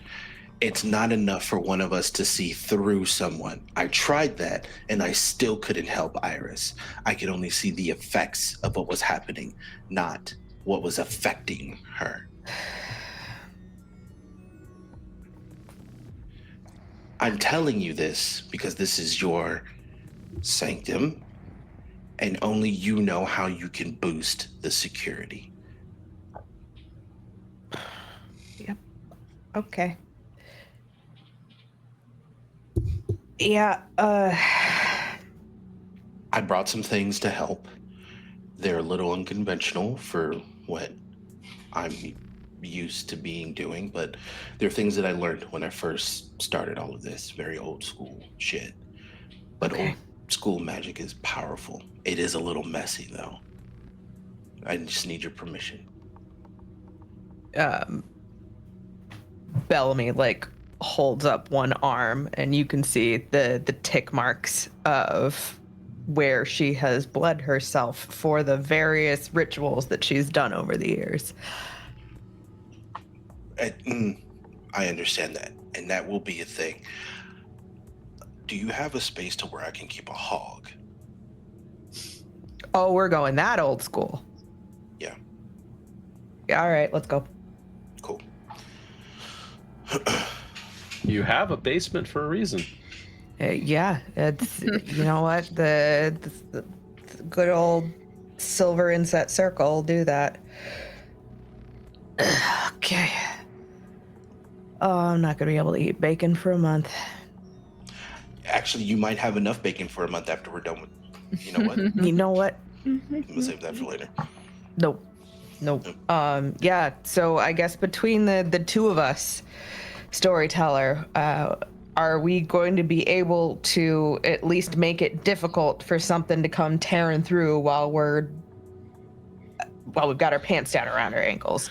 So, what's your intent here? To increase your defenses? Yeah, the defenses on the sanctum as a whole. Mm-hmm. Oh, you're doing that kind of sacrifice. Yeah. Between your prime magic and your spirit magic, both of you roll Arete, and you will take the spirit magic and imbue it into the house itself.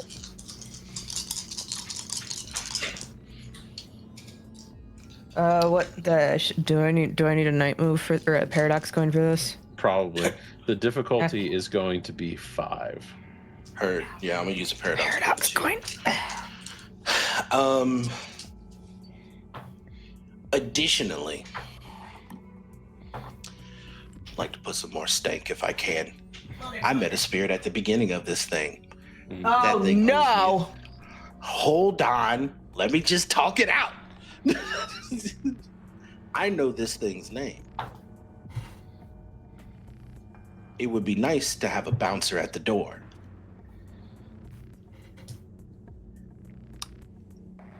You want to summon him? I'd like to commune with them to see if that's even an option. You have his name. I do. You can call him forth. I do. He is going to be called forth in a circle because he's not running roughshod in my house. Well, yeah, it depends. Of course, I'm not gonna wait. How are you in my brain? Yeah, no, I think at this point, Forrest says it out loud and he goes, "Hey, so when we were at the house, X, Y, and Z, X, Y, and Z, X, Y, and Z. Again, it would be nice to have a bouncer at the door, unless your cat can do it all." Actually, would Belith be able to act as a guard cat? Not guard the same kitty? way an actual dedicated spirit would be. Ass, I hate this. Okay, all right. Cool. You want to summon forth the 9-foot tall shadow, lanky skeletal shadow spirit that you encounter in a vampire's house. Everything about this. If we're fighting a 9-foot tall crimson cloak, they may be cousins. They might be on the same plane. I don't know. At this point, I love this Bellamy, plan. I like this plan. This plan is great. so- Let's do it. Ian was like, I will not set any house on fire, and there will be no setting up house. And that's because he was planning to do something even worse. Yeah. Okay. Okay, above table, I can stop. So halfway not a through what could have been a protection spell, Ian starts putting the blood in a circle on the ground and Time out. This was more so of a conversation. I haven't started. Okay. yet. All right. Okay. So This was a, I want yeah. caveats, motherfucker. I'm getting Storyteller. If I'm off base, please let me know. But the vibe I'm getting with spirits like this is very much in the realm of Fae. Is that you need to be very particular with your words if you want them to do something for you. Yes. Part of whatever wording that is given, it needs to be made abundantly clear that he is only allowed into this house for the express purpose of what is being done in this particular setting. He cannot come and go willy-nilly. Okay. This is a one and done. Forrest grabs your hand and takes you out back. Like, we go outside to do this. What better point? Bouncer at the door, not in the club. We talk to them here. They don't get an idea of your space. All they would know is where we talk to them at until they are needed.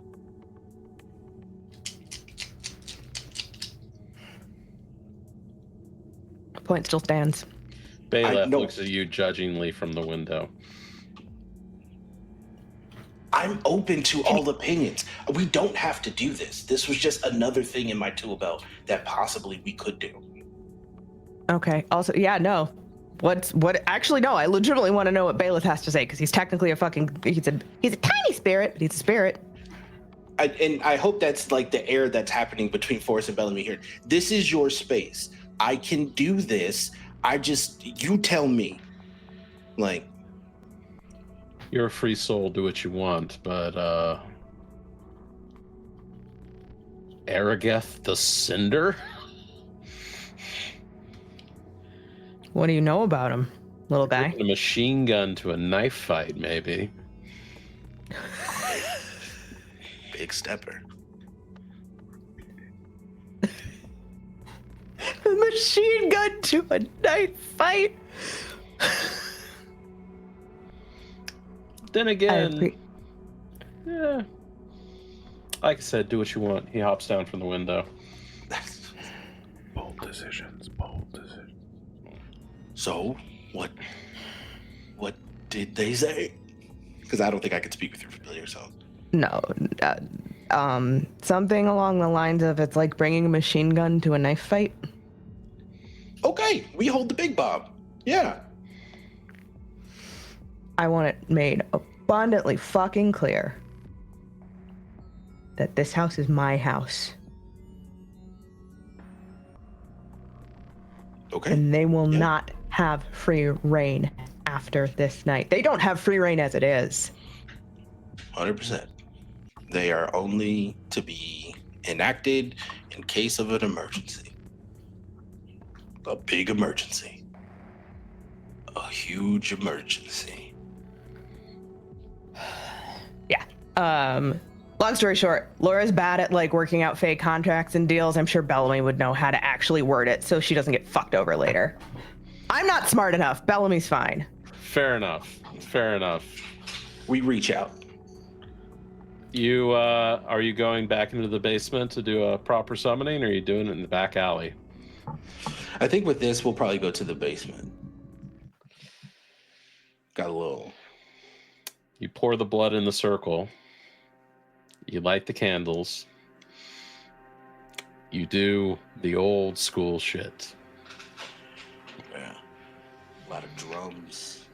Shadows start coming out from every single corner, out of the drains, out of everywhere, seeping together and congealing like mercury congeals together, except for its pure darkness.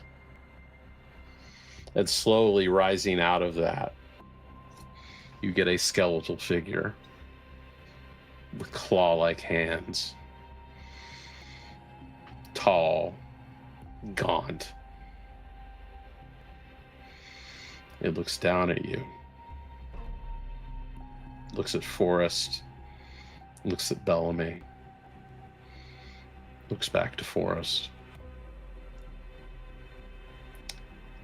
You used my name so soon.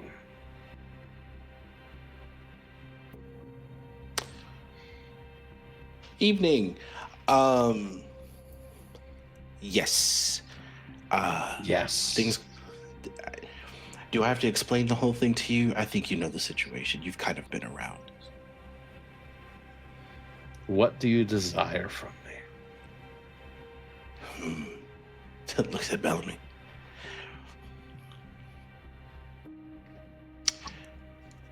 We need a spirit of protection from you. You wish my protection. Yes.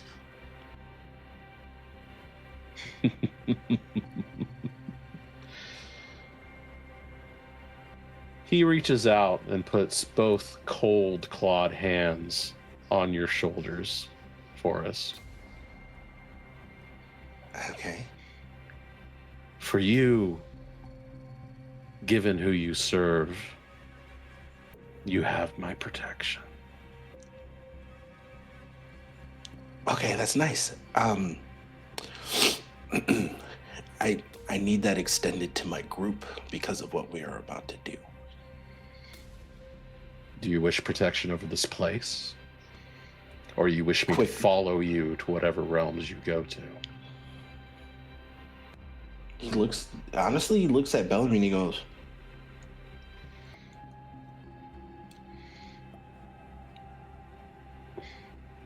you can follow me. You wish me bound to you? I mean, I'm good company.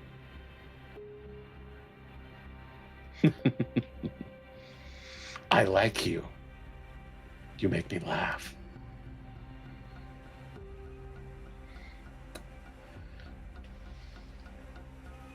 Then I shall follow you.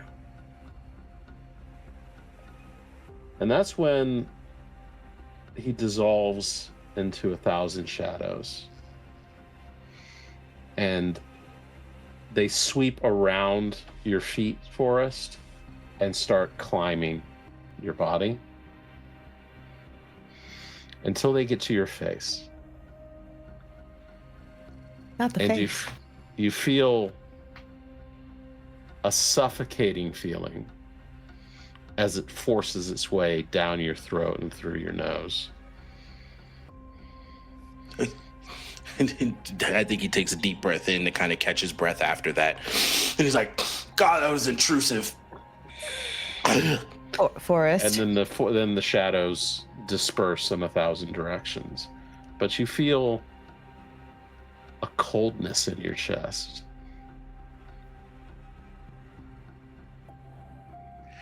I think as he takes that breath out that he just deeply inhaled, it's as if he was standing in a freezer and you can kind of see his breath come out and he's going, okay.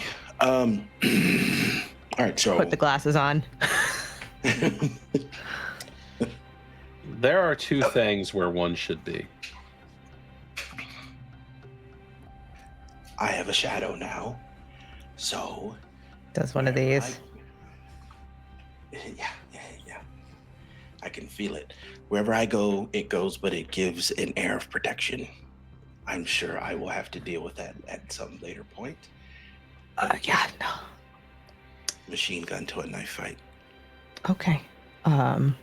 Bellamy, you notice that his shadow seems to be a little bit darker, a little bit longer, and a little bit thinner than it should be.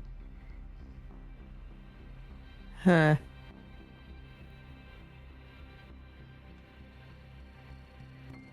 Stop it. Say something. Yeah, no. It's she'll kind of point down to the flickering shadow cast off of Forest from the candles that are all over the place. Huh. Well, call me Peter Pan. Shall we Okay. continue? You hear a yeah. deep laugh in your ears, Forrest, when you say that.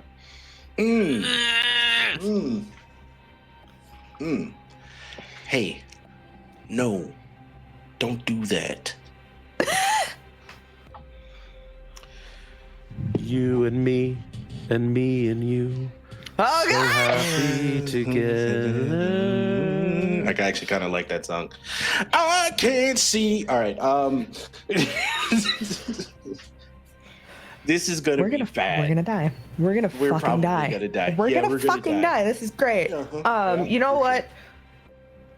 Storyteller, I would like to shore up the defenses at the sanctum, just to make sure we are all nice and comfy cozy, and then I need to talk to my familiar. The pig is slaughtered. The blood is marked. The markings are made on the basement walls. Old And I'm school going to Urbana the front. magic. Oh, I'm also going to like the front door, and we're talking like Old Testament, like the door jam kind of shit. We're doing the house, baby. Use it. Yeah. You take We got a whole pig nails- there. You take the iron nails and coat them in the blood and then knock them into the doors. Yep. That sort of stuff.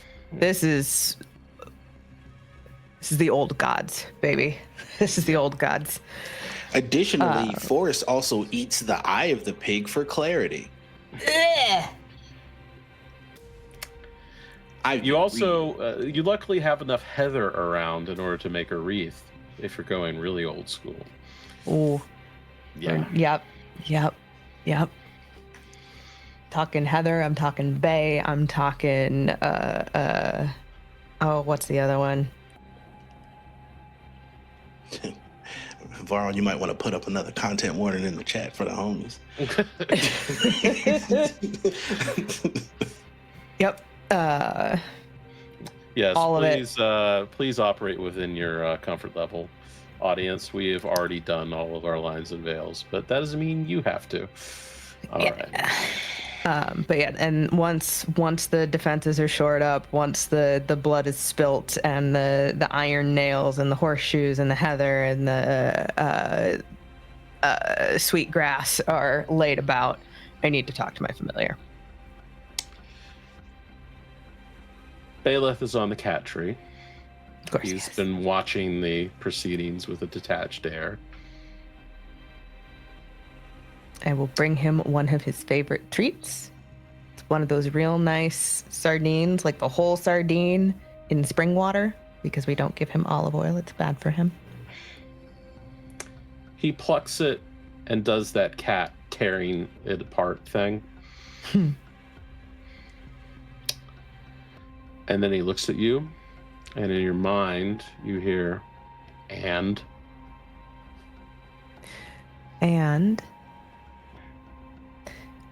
if for some reason I do not survive this foolish venture, I want to be certain that you are not trapped. I see. And how are you going to assure that? In the event of my demise, little Belith, you are free to do as you would.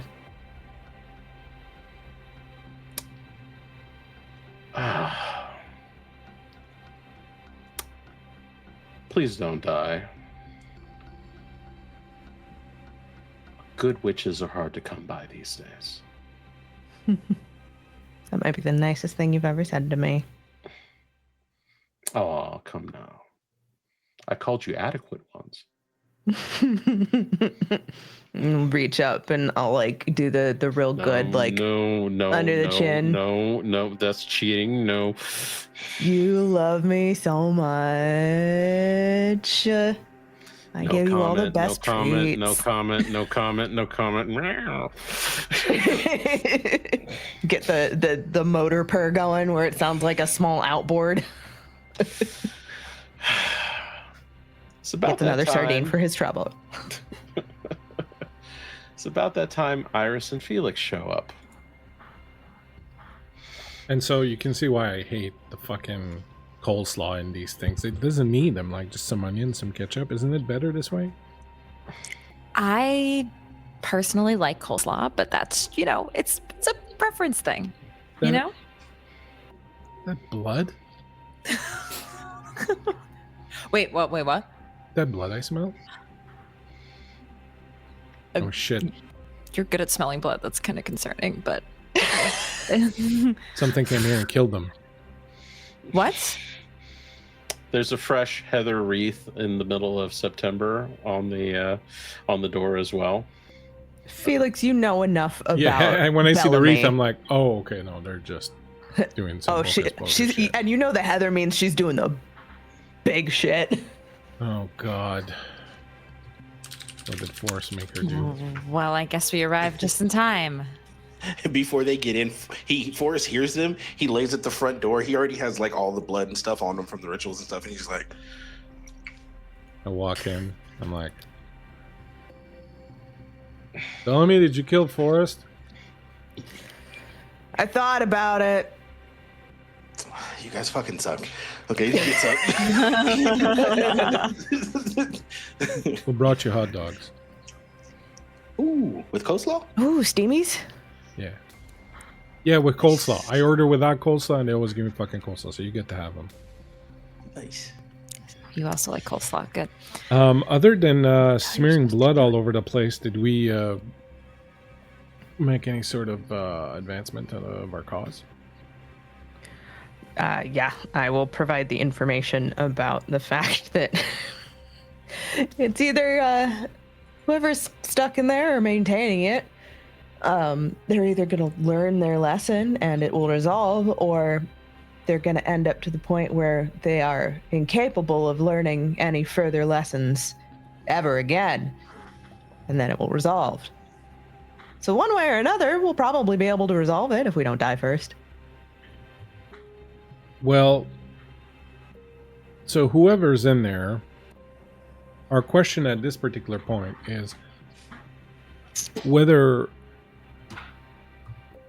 the person that's in there is the priest who's being punished, or whether that was a place that was holding this Crimson Judge, and the priest, in trying to do whatever he did, unfortunately released it upon our world. Now, usually Paradox Realms tend to resolve themselves once the person learns their error of their ways, and usually that involves figuring things out, like magic isn't really the answer to everything, and sometimes, you kind of gotta stop doing it and let things just kind of happen. I don't think that if this was the Crimson Judge's prison, I don't think that he's gonna learn any sort of lesson. Now, if it was the priest, it's possible we might be able to reach him and talk to him and, maybe get the thing to resolve itself that way. But if it wasn't his cell, for lack of a better word, if it was the Crimson Judge thing's holding place, well, I'm probably gonna have to fucking kill this thing, or put it back in there somehow and reseal the door, which really is just kicking the can down the street for the next guy. I mean, the judge said that the Holy Ones went looking for God and found him instead. Mm-hmm. Yeah, which is what I think the priest was doing. I agree. Which makes me think that, yes, perhaps this portal is the holding cell for the Crimson Judge, and in the priest's negligence, he got yanked into it. Mm-hmm. So What about little those? column A, little column B. What about those other followers that we are? My friend, or former friend, I guess now, they all were part of this. They're probably part of this celestial choir or whatever. What if we tried to use them to help us, like, seal this thing up? I'm not sure that they're voluntarily following this thing. It seemed to me like, he had reached them and had done his thing to them, And they got, that which is what he wants to do to us. True. and everybody Okay. else, really. But I don't know to what degree, but I mean, I don't want to just naysay your thing either. I just... No, Mm, that's a good there's not point. certain. So, Maybe My f- not. You. I apologize. no, go ahead. Ma- Go ahead. You're covered in Maybe- blood, man. Go ahead. Yeah, I was doing work. Maybe not use them to close it. Maybe use them to draw something out.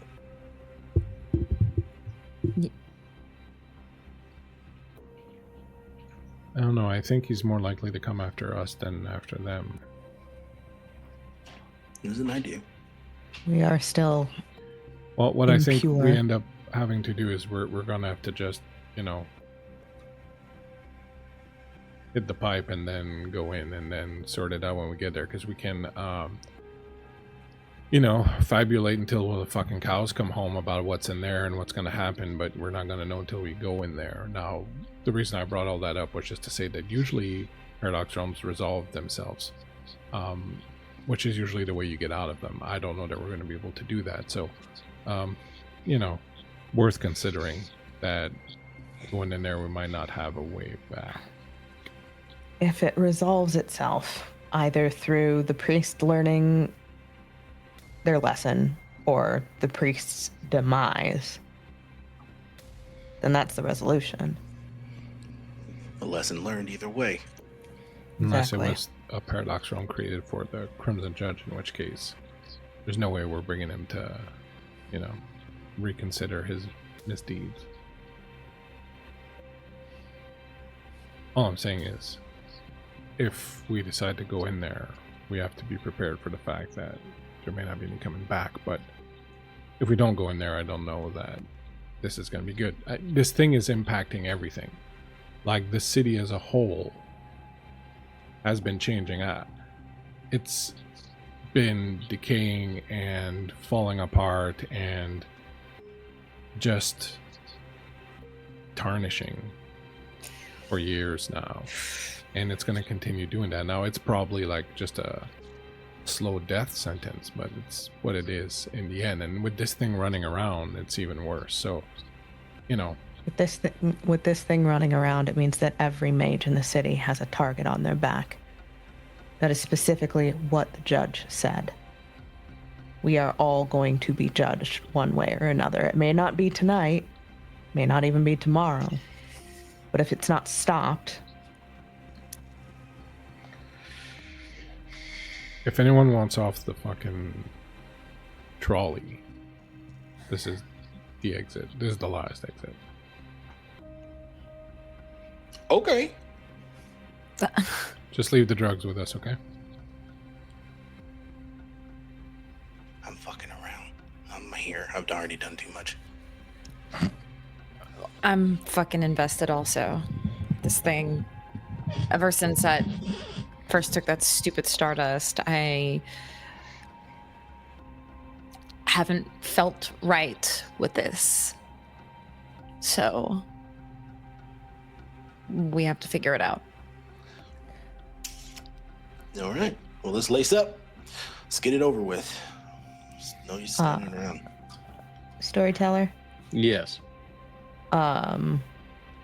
this is honestly, it's just a flavor thing. I don't expect an actual roll to happen.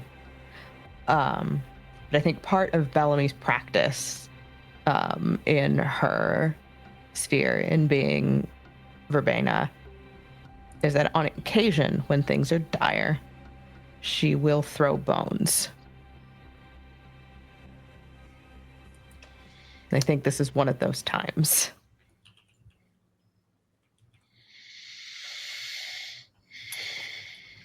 You throw bones, and you feel that dark, chilly thing, that forest summon looking over your shoulder as you do so.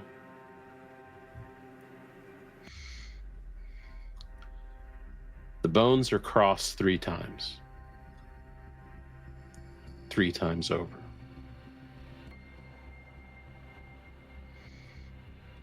Whatever's coming is a great decision point. three-way crossroads are powerful things.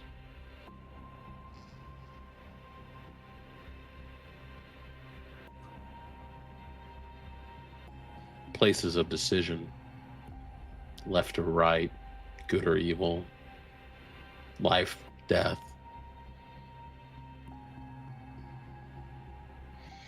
And you hear a whisper in your ear from that thing. It says, there are deeper answers if you want them. Smallest prize.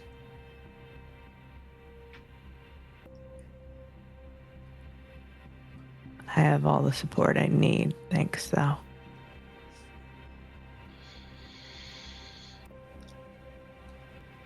Good luck.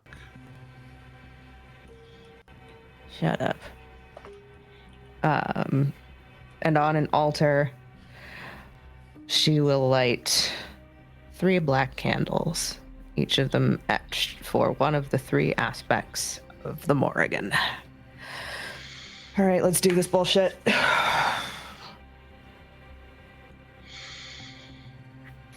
All right. I'm assuming you're going back to the alleyway with the drugs? I think that would be the thing to do. Mm-hmm.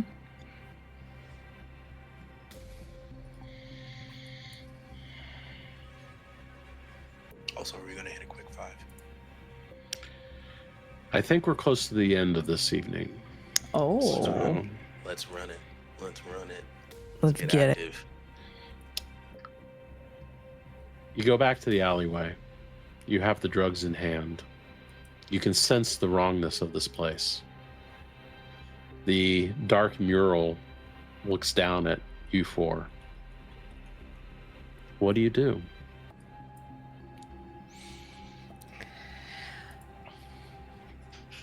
Well, we know how to get to the portal, kind of. Yeah, but we have to make this meaningful. Everything's about symbols and intention. Yeah, we can chuck back the drugs here and stand here until fucking we start seeing pink elephants running around, but we have to do this in a more meaningful way.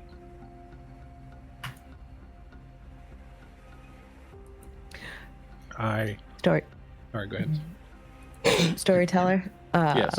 Are there any street lamps, cameras in this alley? Oh, no. Very much no. Okay. I wasn't gonna magic them. I was literally just gonna take a rock and knock them out. We don't need magic for everything. Sometimes a little vandalism is all you need. As I like to say, a good mage knows how to use magic. A great mage knows when not to. Sometimes you just need a little larceny. It's fine. So, my suggestion, I say as the guy with high ritual, my suggestion is that we have to find our own way into that place. That place is a place that punishes you.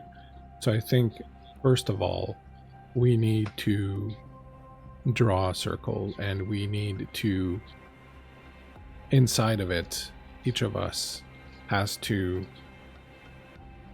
admit to something they need to be punished for. Bonus points if it's has something to do with pride. And then I'll cap it off with a little thing after, but I think that we need to state very clearly our intent to enter this place, to put ourselves in front of this judge, to be judged for our sins. To let it think that we're just coming here to bow our necks so that he can sever our heads.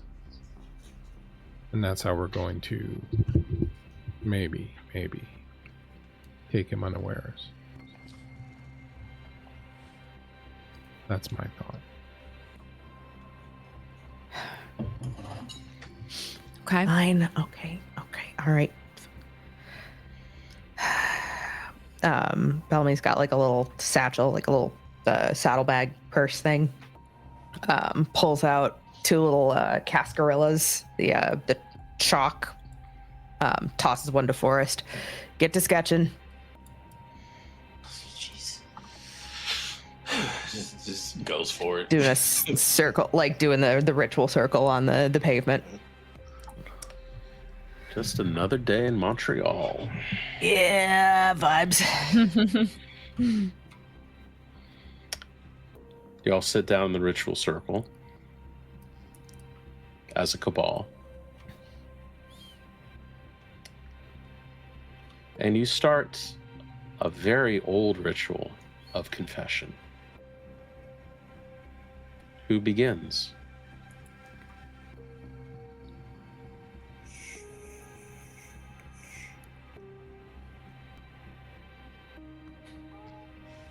I will, since it was my idea.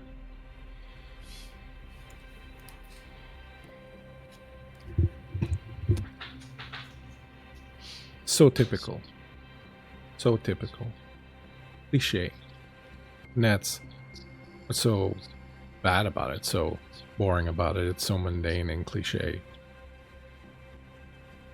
The guy who has professor, the university professor, who has an affair with one of his students.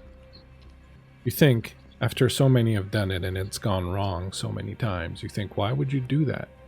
Why would you do that? You love your wife, you love your family. There's nothing really exceptional about this person that you're thinking of having an affair with. But the opportunity is there. The opportunity is there. You don't need it. And God knows you've heard enough stories about people not getting away with it.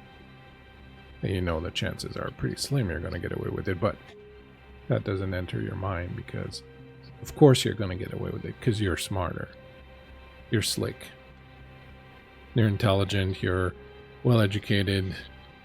You know how not to make mistakes.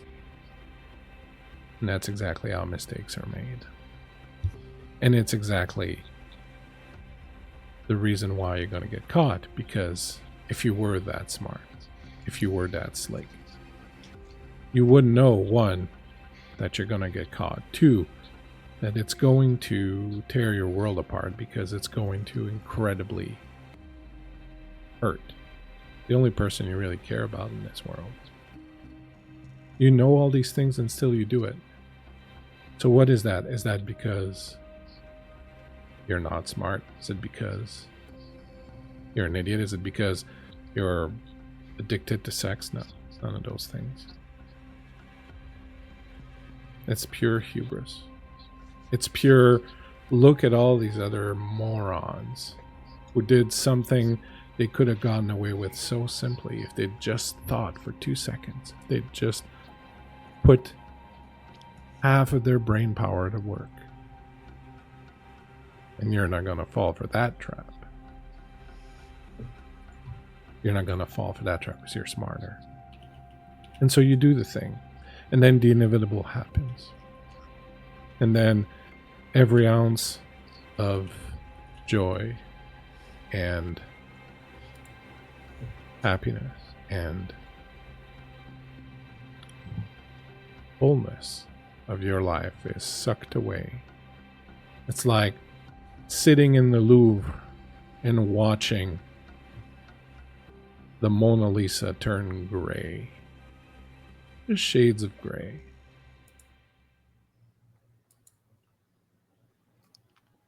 And the Mona Lisa still there after, but who's going to want anything to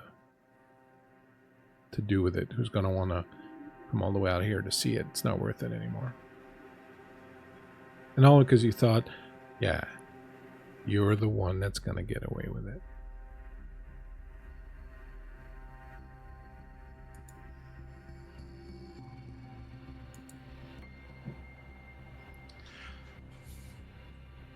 Hearing, because I assume these are being said out loud for intention, hearing Felix talk about yeah, you're going to be the one to get away with it. Forrest says, human life is sacred. Or at least it should be. But what happens when somebody takes it too far?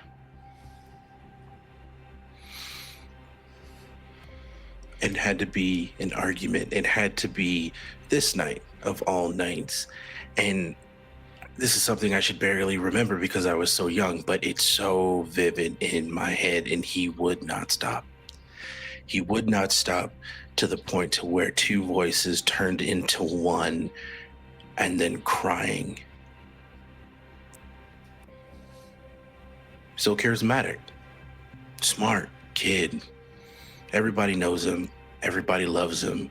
He could be a politician, a priest, hell, a cult leader if he tried hard enough. Surely he wasn't the one who did it. It's very obvious what happened. One word was spat.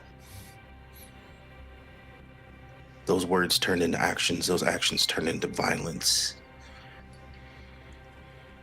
And they couldn't take it enough to where they turned that violence to themselves. And they left their son crying in a closet. Not looking under the son's bed and seeing what laid there, not noticing the evident signs of what happened. And because he was young enough and smart enough and charismatic enough, I got away with it. Human life should be sacred until it's not. And what happens when what should be scary and what should be disgusting and what should be vile turns into something that brings you joy? It makes you smile brighter. It makes your eyes bigger to where only one thing you can do is chase that high. Human life is sacred unless I can control it, and then it's majesty. And then he sits there.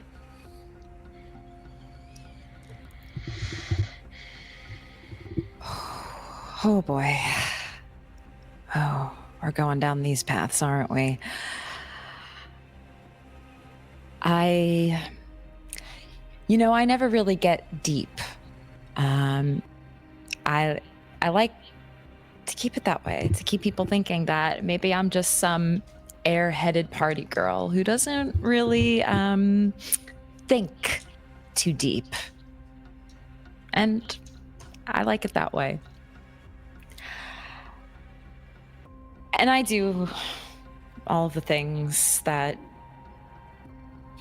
you would think I do, the same routines every night. I get up, wash up, put on a little bit of extra makeup left over from the night before, the mascara still there, add a little extra eyeshadow, take my cute selfie, and then I go out to temple, or really any club,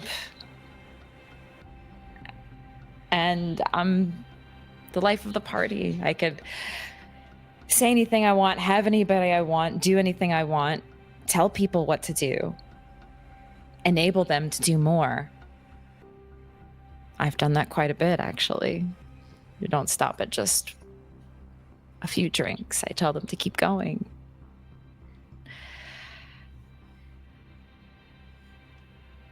And I never really think about why I have been doing this. And I see so many other people, and I kind of just want a life like them. But no, I'm awakened now. I see things differently. I see the world differently. I experience things differently than when I did when I was younger. I think the reason I put all of this pomp and circumstance and all the glitz and glamour of it all is because I actually just hate myself. I hate everything about myself.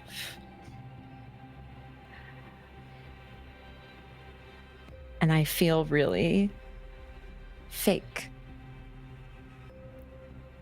Everything feels fake. Everything that I do, all of it, all of the only time I feel like I'm not is when I take another hit, try a new experience.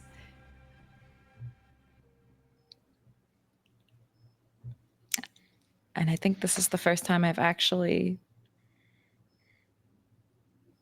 said that out loud.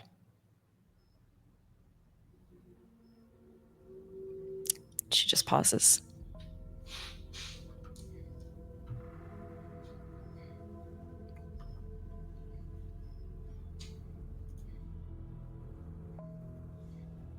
Mine's simple. It's arrogance. Arrogance for what I have access to. Arrogance to the connection that I feel I have with what I know is divine.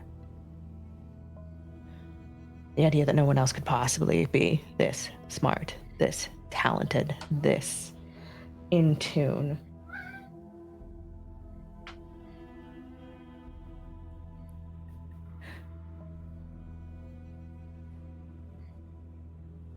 And it keeps me apart.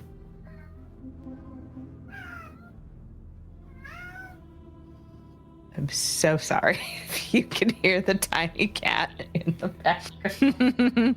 He can hear me talking and wants to speak up.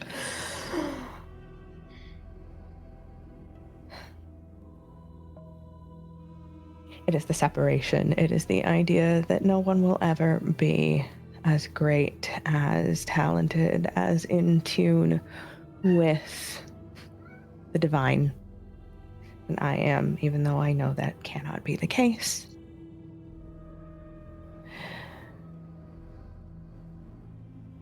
But that just means everyone else is foolish.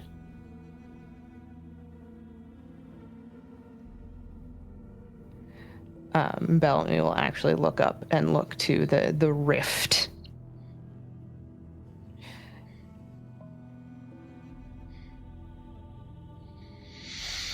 We are unpure.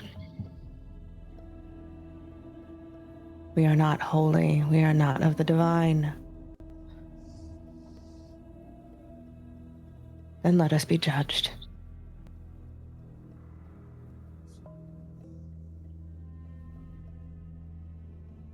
On that last one, Storyteller, I want to stand up and walk to the wall with the image of the Crimson Judge. And I want to put my hand on it, and I want to find the crack in the brick. And I want to use forces to widen that crack and stretch it up and split that image of the Crimson Judge apart, shatter the brick. I don't want to do damage to the house itself or to the support beams, but I want to destroy the facade enough that he gets defaced and cracked into. I want to make you roll for that.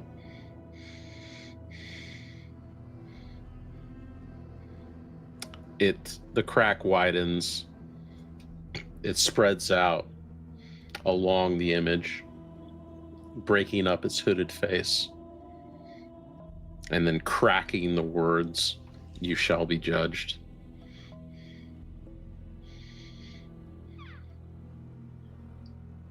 Take the vial out, uncork it.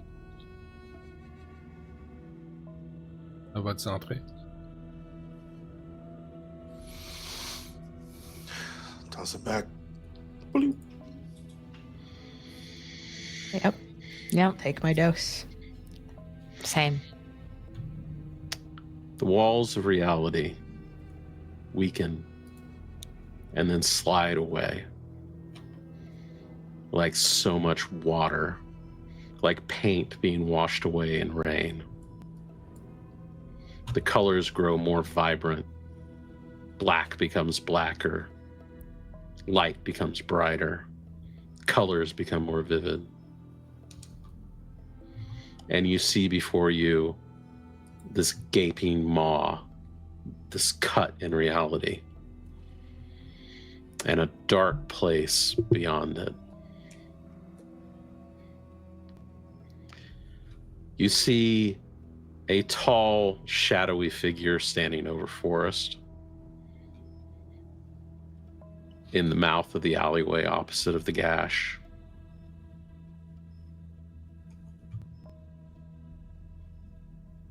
It looks over all four of you and goes, I know fools when I see them.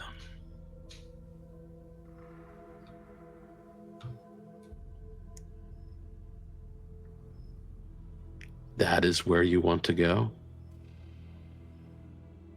he says, pointing towards the portal, the gateway into the Paradox realm.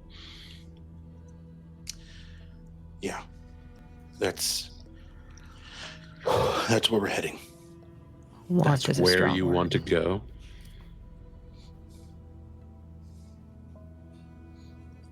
Because words are very important here.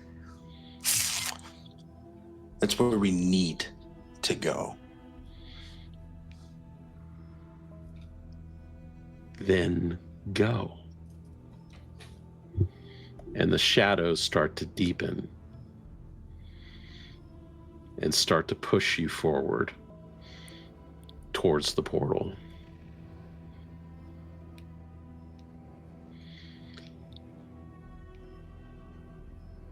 I know none of you believe in hell, but you're going to a wonderful invitation.